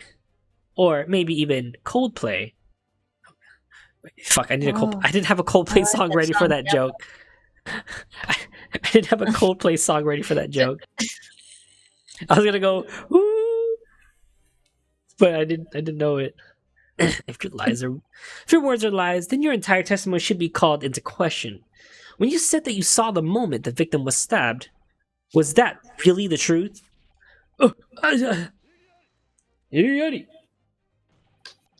All men make mistakes. You cannot accuse everyone for lying. Indeed, it was just one hand rather than both. Ultimately, the fact that the gloves were blood-stained is unequivocal. Yari! However, Mr. Fairplay insists that he was absolutely sure. It's possible that this witness has been deliberately lying to us. Why must a debatable bank clerk of this city be forced to go through with this? Yo, thank you for the bits, Ace. I appreciate that. I will take your bits, bro.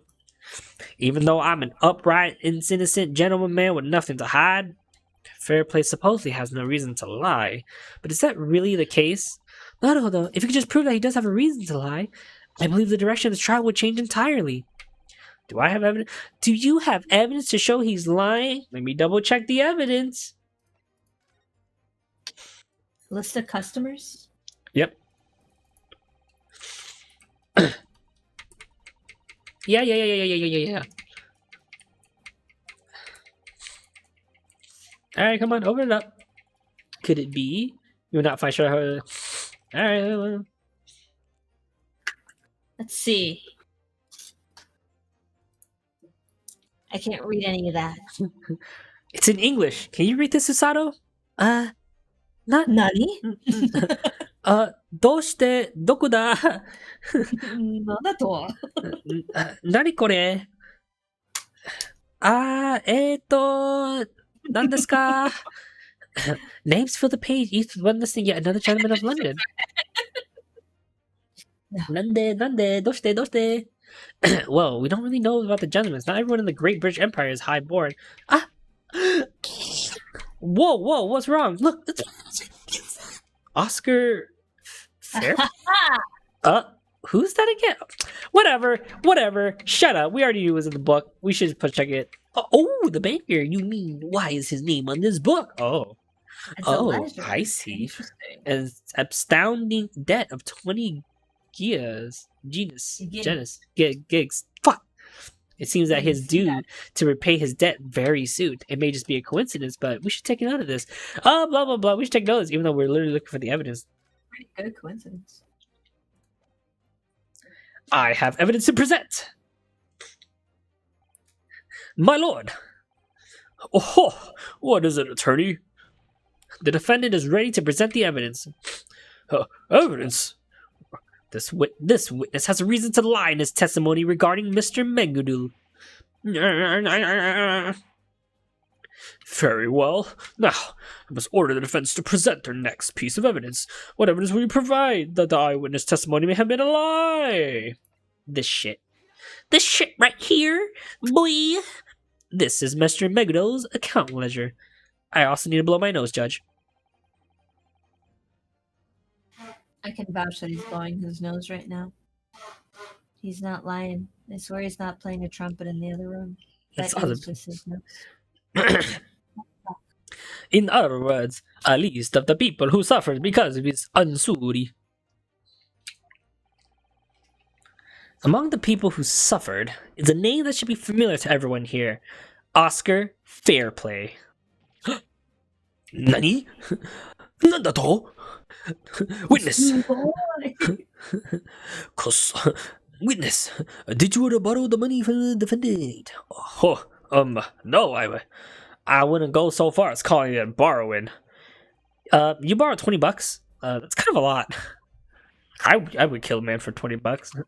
So what? It was just $20. What's the big deal? Just buy some cocaine and hookers with it. If by chance Mr. Megudel was declared guilty, what might happen to the debt of yours? According to the document, this is a my eyes private loan from the defendant. Well, therefore, the defendant was to receive the death penalty. The contract would be annulled, and Mr. Fairplay's debt would essentially vanish. Vanished? But it's $20 back then. Oh, you right, Sonny. You right. Now, Mr. Fairplay, although this false eyewitness testimony of yours, were you trying to make your 20... What was the word? 20 guinea. Thanks, Susato. 20 guineas debt just vanish? Oh,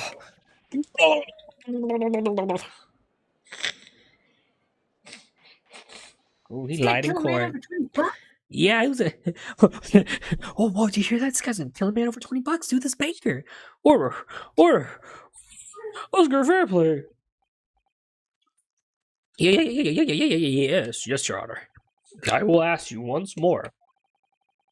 Keep in mind that your answer will have tremendous importance. Yeah. Did you truly witness the moment the victim was stabbed by the defendant? His silence tells us all we need to know. Mr. Fairplay, you haven't told us the truth. Wait, please. Certainly. I may have gone a tiny bit too far. A tiny bit, really? However, at the very least, if there's anything that I can claim with confidence, is that I saw blood on the criminal's hands. In the early 1900s, $20 would have been roughly $12K. My lord.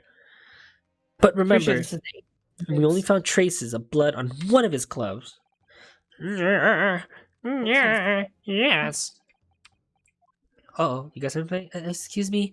I mean, I have a moment. Oh, where is it, Mr. Lady First? The truth is, I have some recollection of seeing that as well. Seeing Please what? defend my-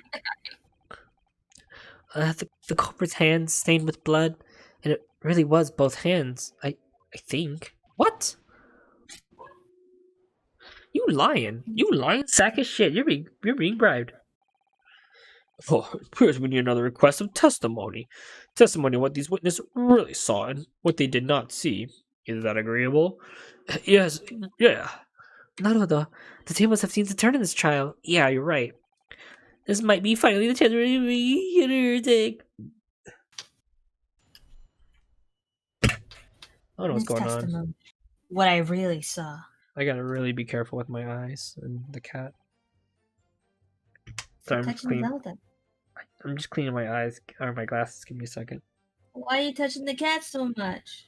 You know what? Since I use one ear, let me switch the headphones too. Because I'm wearing my headphones, but I'm only wearing one side. I must have just wear earbuds. I think Larry likes being in pain. Just put Larry on trial. Put me on trial? Yeah, why are you touching the cat so much if you go in pain all the time? Does she? Could it be that you're trying to avoid your responsibilities as a streamer? No. Yes. It's because these fucking cats like me and I can't help myself. Could you imagine a Kurla? No. Yes. Yes. Oh, this is yes. the right side. All right. Okay. Both of the culprits' hands were stained with blood. I remember it clearly, I swear. But I suppose you could say that. I did not see the instant the defendant stabbed the victim. I recall the knife of the stabbed victim and the blood of the murderer's hand as well. Oh, I only heard the scream from the rooftop. I didn't see anything. Guilty. Either way, if I did do another passenger, I think we would have all seen them. Goatee. Larry, plead the fifth. Okay, I'll stop talking about petting Zona. It was a slip of the tongue. Oh, astonished. Witness, you didn't see the moment of the crime was committed. I'm deeply sorry, but Judge, my lord, there was no other passengers in the omnibus, and the culprit's hands were soaked in blood. I think that's the same as having seen it. No, it's not the same at all. Verify it once more. In the interior of the omnibus is, as the testimony states, the seat is stained with blood from the moment of the crime. Hence, it can be said that the circumstances overall has not changed even the slightest bit. Now that the attorney, I order you to carry out the cross-examination. Yes, my lord.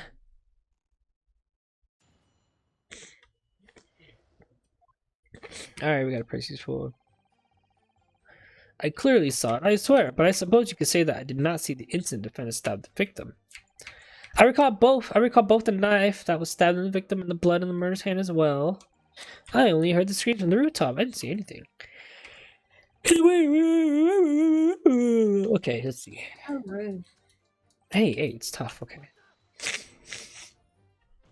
Suffer. However, as it turns out, that wasn't the case after all. The defendant's own glove proves as much. Yes, I understand that. Say what you will, but it doesn't change what I saw. Both hands were stained with blood. Even in the face of evidence, he's sticking to his story, and yet I'm hesitant to cast it aside as a simple case of him mistaking his own sight. Such a petty dispute. The fuck, you say? Whatever, it was not one, but one hand, or two hands, is trivial. There's only one truly important fact. Right after the crime was committed, the accused's hands were stained with blood.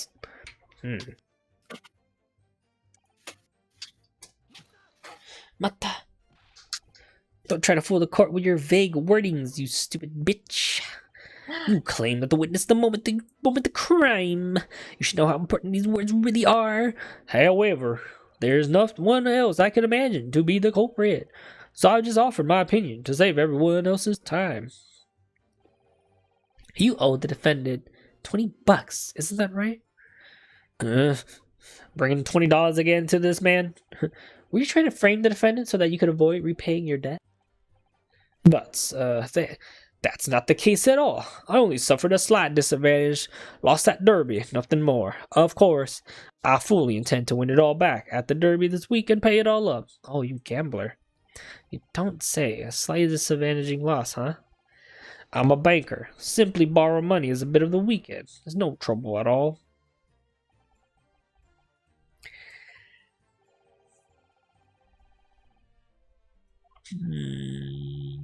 I've been gambling to get. Yeah, this guy's got a gambling problem, dude. He's a banker and he's got a gambling problem. That's not good. That's not a good setup. It's not a good situation at all. Yeah. You also saw the accused hand covered in. I keep saying a curse. The accused hand covered in blood. Oh, I can't use these earbuds. Holy shit. Talk real fast, Diggy. Your Honor, as my client, there you go. Okay. Pseudo-lawyer with no actual law school, you would plead guilty with a chance of parole. There you go. I'm putting like the speaker lower, so I'll put it on speaker and low. See how that works out. Yes, I know you're gonna say. I'm fully aware of the one of his gloves having his blood. Yeah. Yeah, that is indeed correct.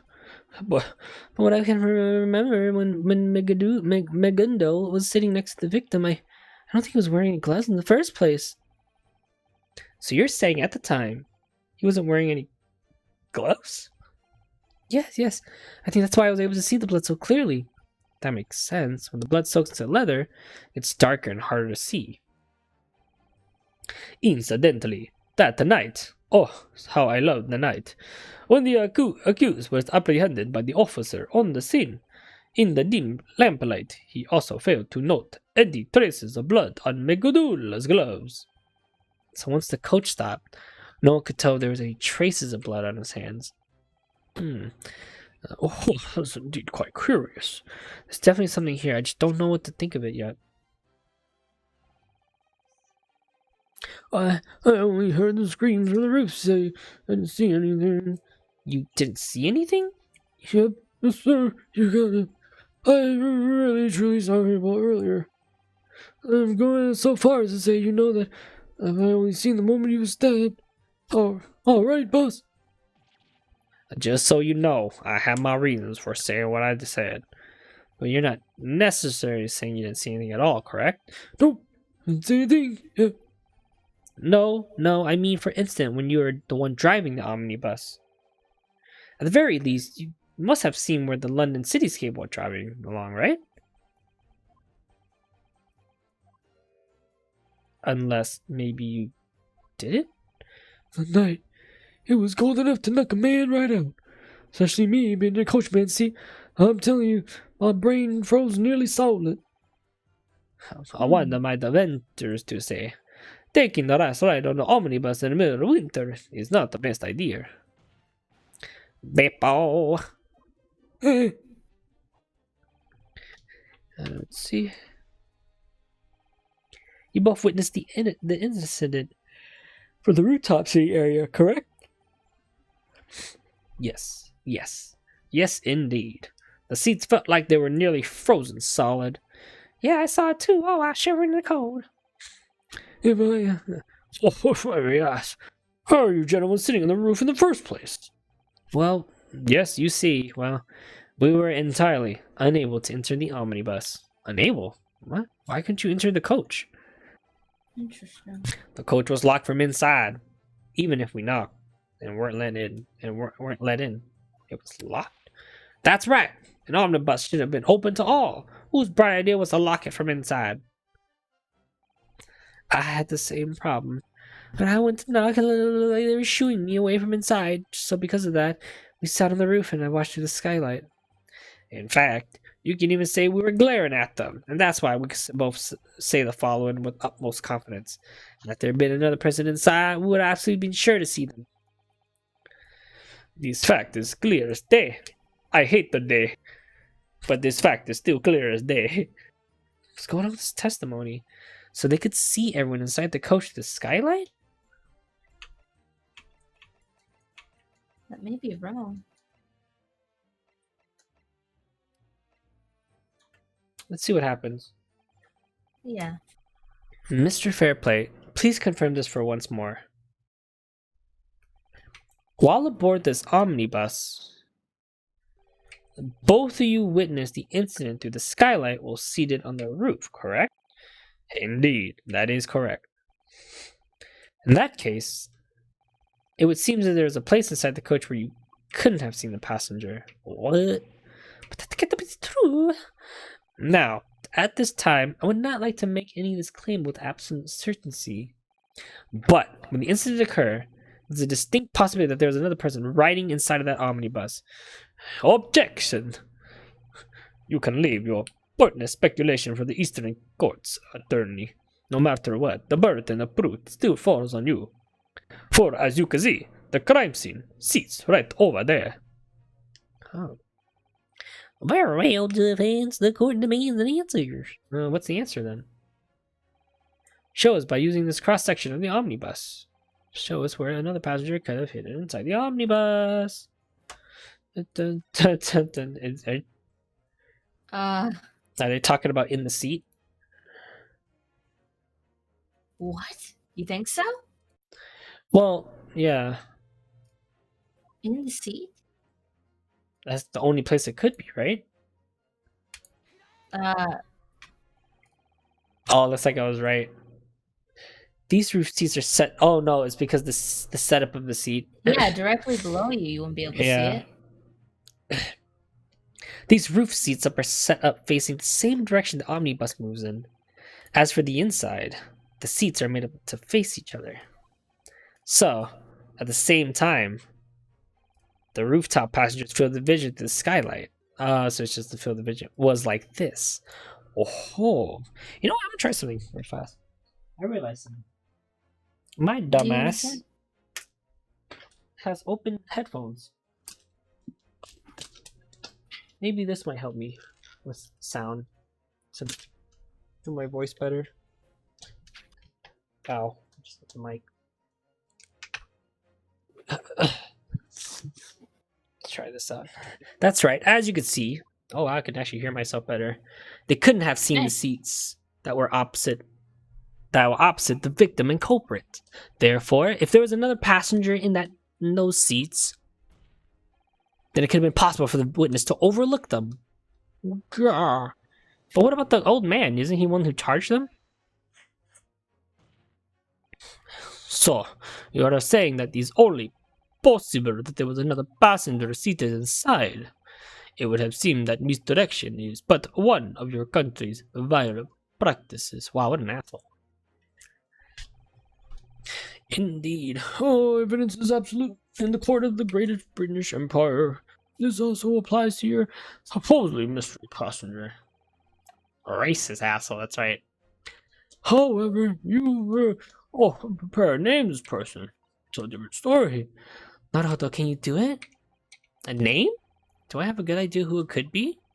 Do I know who is sitting with a witness in the blind spot? I don't think we know, do we? Hold on, wait. Go back to the picture. The crime scene? Which one? Okay, hold on. That picture. Well, this is the victim. This is the victim. And we can't get a perspective from inside, huh? Even though we were able to see it earlier. Here.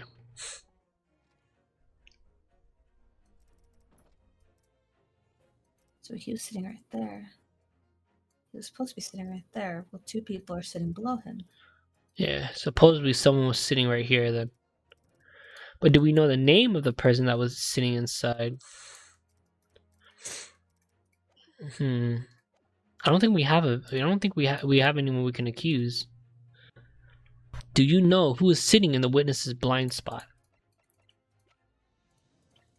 Yeah, we don't have anyone. We don't have these two. But these guys were supposedly both... Yeah, these are totally both on top. He was sitting next. He was the driver. Yeah, this is the driver, and these two were sitting up top. So I don't think we know yet. Go ahead. I do not know. It's no good. I just don't have a clue. So long as you stand here as a Japanese man, there's sometimes we simply must press on whenever you think you can or cannot. Right? Well, I mean, I guess I can't really say no. Alright, I get it. Time to press onward. What? Oh, I have to present someone's name? How preposterous. It was me, Dio. Such a person is the stopgap response of one who does not know where he stands. No, well, the weight of the obligation you have just placed upon yourself. The court requires an answer. This is the chance for the counterattack I've been waiting for. On that night when the crime took place, the person I do believe was sitting in the blind spot is... Oh, shit.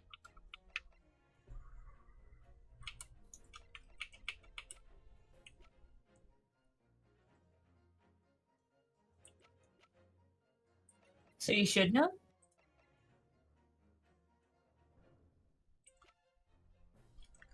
I don't know. Choose Beppo. You're saved, right? Yeah, I saved. Well, let me save again here.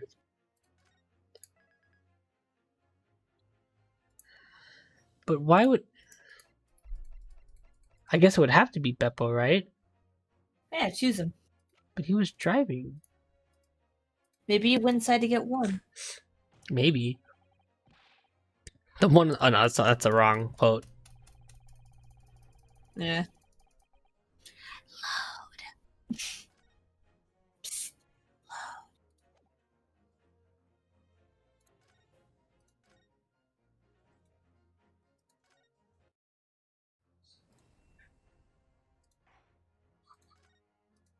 Yeah. That's how you do it. Well, you guys didn't see anything. Who even knows what a save state is anymore? I know. When you have these save screens. When you have real save states. I just put your... the guy that is actually on trial, right? Who else could it have been? He was the only person sitting in the blind spot, right? We don't know anyone else. Maybe he was sitting in the blind spot. Maybe.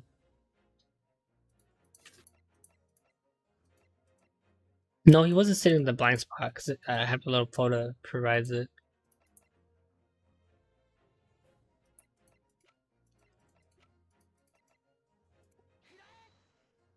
Huh.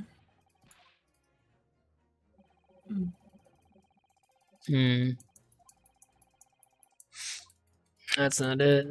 The one thing filled with the blind spots inside your own head is you. Now, hold on. Right now, we are serving in Mr. Mandela's defense. So if he did not commit the crime, then, that's right. But the other person, the coach, must be the true. This other person. Oh. What? What'd you figure out?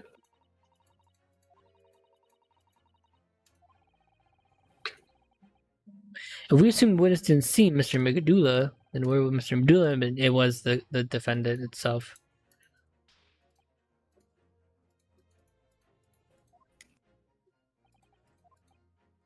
It was Megadun. It was him. The passenger that the two sitting on the roof overlooked must have been Konsni Megudul. Konsni? Megundul. But he's the defendant himself. Meganol. Whoa! Who's fucking Holy Grail? How imputed to me to shatter the Holy Grail and the whole of justice again? I plead your forgiveness, my lord. Lord Van Zieks. To think that I would believe that your tiny overseas nation possess what we call civilization. It appears I overestimated you. What are you trying to say, you vampire man? I shall tell you, uncivilized exchange student who knows nothing of logic. At the time of the incident, the defendant was sitting next to the victim. See, that's the two pictures I was thinking about. Yeah. The witness have testified as such. It is not the premise of the entire case. It could have been very well that the premise itself is wrong. What is this now? If we assume that Mr. Magundal was next to the victim at the time of the incident, then the unresolved contradiction arrives. Contradiction. These are defendant's leather gloves. These two witnesses unanimously testified the following: the culprit sitting next to the victim had bloodstains on both his hands. However, the truth is that there were only blood on one glove. The importance being, when confronted with this evidence, their testimonies did not change. Their testimonies didn't change? Yes, even now, these two witnesses still claim to clearly remember blood on both hands. Therefore, that memory is the truth. That's how we must look at it. An unknowing third party was sitting in the victim. What's more, the blood must have stained both their hands. And just who do you suppose this third party is? I don't fucking know. The true culprit. What? The true culprit? Order in the court. The defense's claim is entirely baseless. The witness testified that they distinctly saw the defendant. Iggy. However, Mr. Fairplay also said this in his testimony.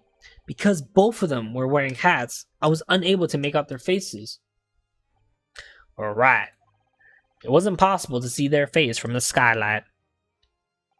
Yes, they were both indeed wearing hats. As a hatter, I pretty much pay attention to people's hats. I only look at their hats. I swear I'm innocent. I just look at that. In any case, what kind of hat were these two people wearing? Well, I suppose I happened to forget. Wow! How did that happen? How convenient. What happened to you being a hatter? In any case, it is impossible for the third party it was inside the coach. How can you assert that so confidently? If that person did exist, the defendant, Kosni Megundal, should have said so himself. Or perhaps do you intend to claim that even the defendant himself overlooked the true culprit inside the coach? Yeah! I already hear the bidding for this skin of Fall Guys is $422K for new Fall Guys skin? Dang, it's crazy. He's right. There's a third person inside that omnibus. It's difficult to believe that Mengadula wouldn't have known. I mean, he did say he was sleeping. He was sleeping! God damn it. The court believes that there's a very simple question answer to this question. And I presume that is to be a request of the testimony of Konsny Megdulan himself. Yes. That is what the prosecution's opinion on this matter. Naturally, I am opposed. Your reason being? A suspect should report everything he knows to the police upon interrogation. But it's possible that there's something in which Mr. Megdulo didn't know. Kosni Megdul is a legal part of these foolish small-time scoundrels. What? Where he has to conceal any information. What? No, really, I didn't get that. Then he has some reason for doing so. What's the defense opinion? Well, my lord, should I ask for Mr. Mangudal's information? Yeah. Doesn't matter. I need the truth. In order to know the truth behind this murder, we need to hear what he has to say. The defense asserts that we must hear the defendant's testimony. I do believe that we should hear the 6 jurors have to say as well. Wow. I was just in the middle of thinking about it. I would like to hear what Mr. Mangadala has to say. Well, isn't it obvious? We have to hurry up and drag this guy out of here. Thinking logically, we must hear his testimony. I recommend this out all the way. Go the law, law the guild. I love to hear the man who feels such a beautiful part. Why, that's right. All we want to do is hear from him. In that case, the court will request testimony from the defendant. Bailiff, start immediately. Oh, okay. What really happened that night? It might just become clear soon enough. Oh my lord, how long is this part? Now the trial will resume. Alright. The defendant! Have you been listening to a trial thus far? Yeah, baby, of course, my lord. We the answer to two questions. First, does the so-called third party in the omnibus really exist? And the first, it does exist. Why did you withhold this information from the authorities? Oh yeah, baby, dear me, how impressive you all are. I can't hide everything from you. What is the meaning of this witness? Like, Shaw, baby, I tell you the truth. I've been unsure whether you mentioned it or not. Mr. Megadula. Megadolon shark. Well, shucks as good as the barrister say. It's true that there was another person inside the omnibus that night. Oh, it was the passenger. And I let that passenger escape from the crime scene. What? Why would you do that?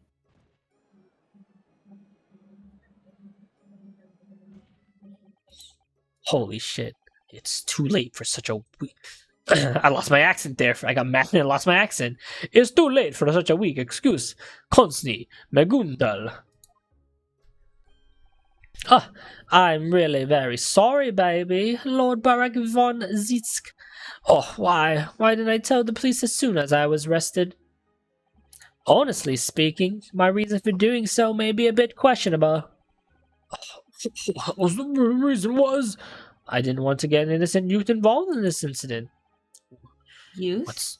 What is this? If the police knew of her presence, she would have surely been suspected, arrested, and maybe even brought to court, baby. I want to keep that a secret. One can't wound the hearts of the youth when they have their whole futures ahead of them, right? Oh, don't tell me it's the fucking girl from the first case. Well, then, who's this innocent youth you speak of? Well, I wouldn't know. You wouldn't know. After all, I met her by chance in the omnibus that night. There's not a single reason for us to trust this man's fairy details. The prosecutor asserts the defendant's remarks are not worth listening to. Oh, baby, perhaps that young lady is, even now, watching over my trial from the audience in this courtroom. Huh? What the fuck? Whoa! Holy shit! Fire! Someone's running away. Oh my god, it's not good. I can't see. What's going on? I don't know, we're in danger. Get down close to the ground. A bailiff, do not let the defendant escape. Fire, my only witness. Oh, it's a crazy omnibus. The court.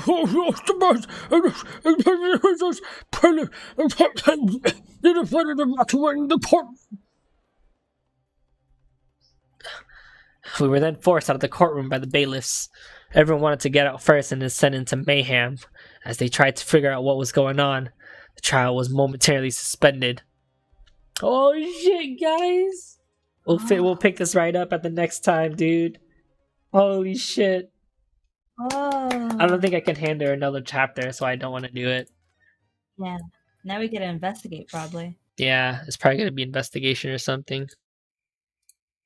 A host from Pat. Just about to end, boy. Let's pop in though. Ugh. That was awesome. That was pretty fucking cool. Wonder what's gonna happen. Alright then. Oh, give me a second. So, now that that's done for the time, what are we gonna do, guys? Do you wanna continue?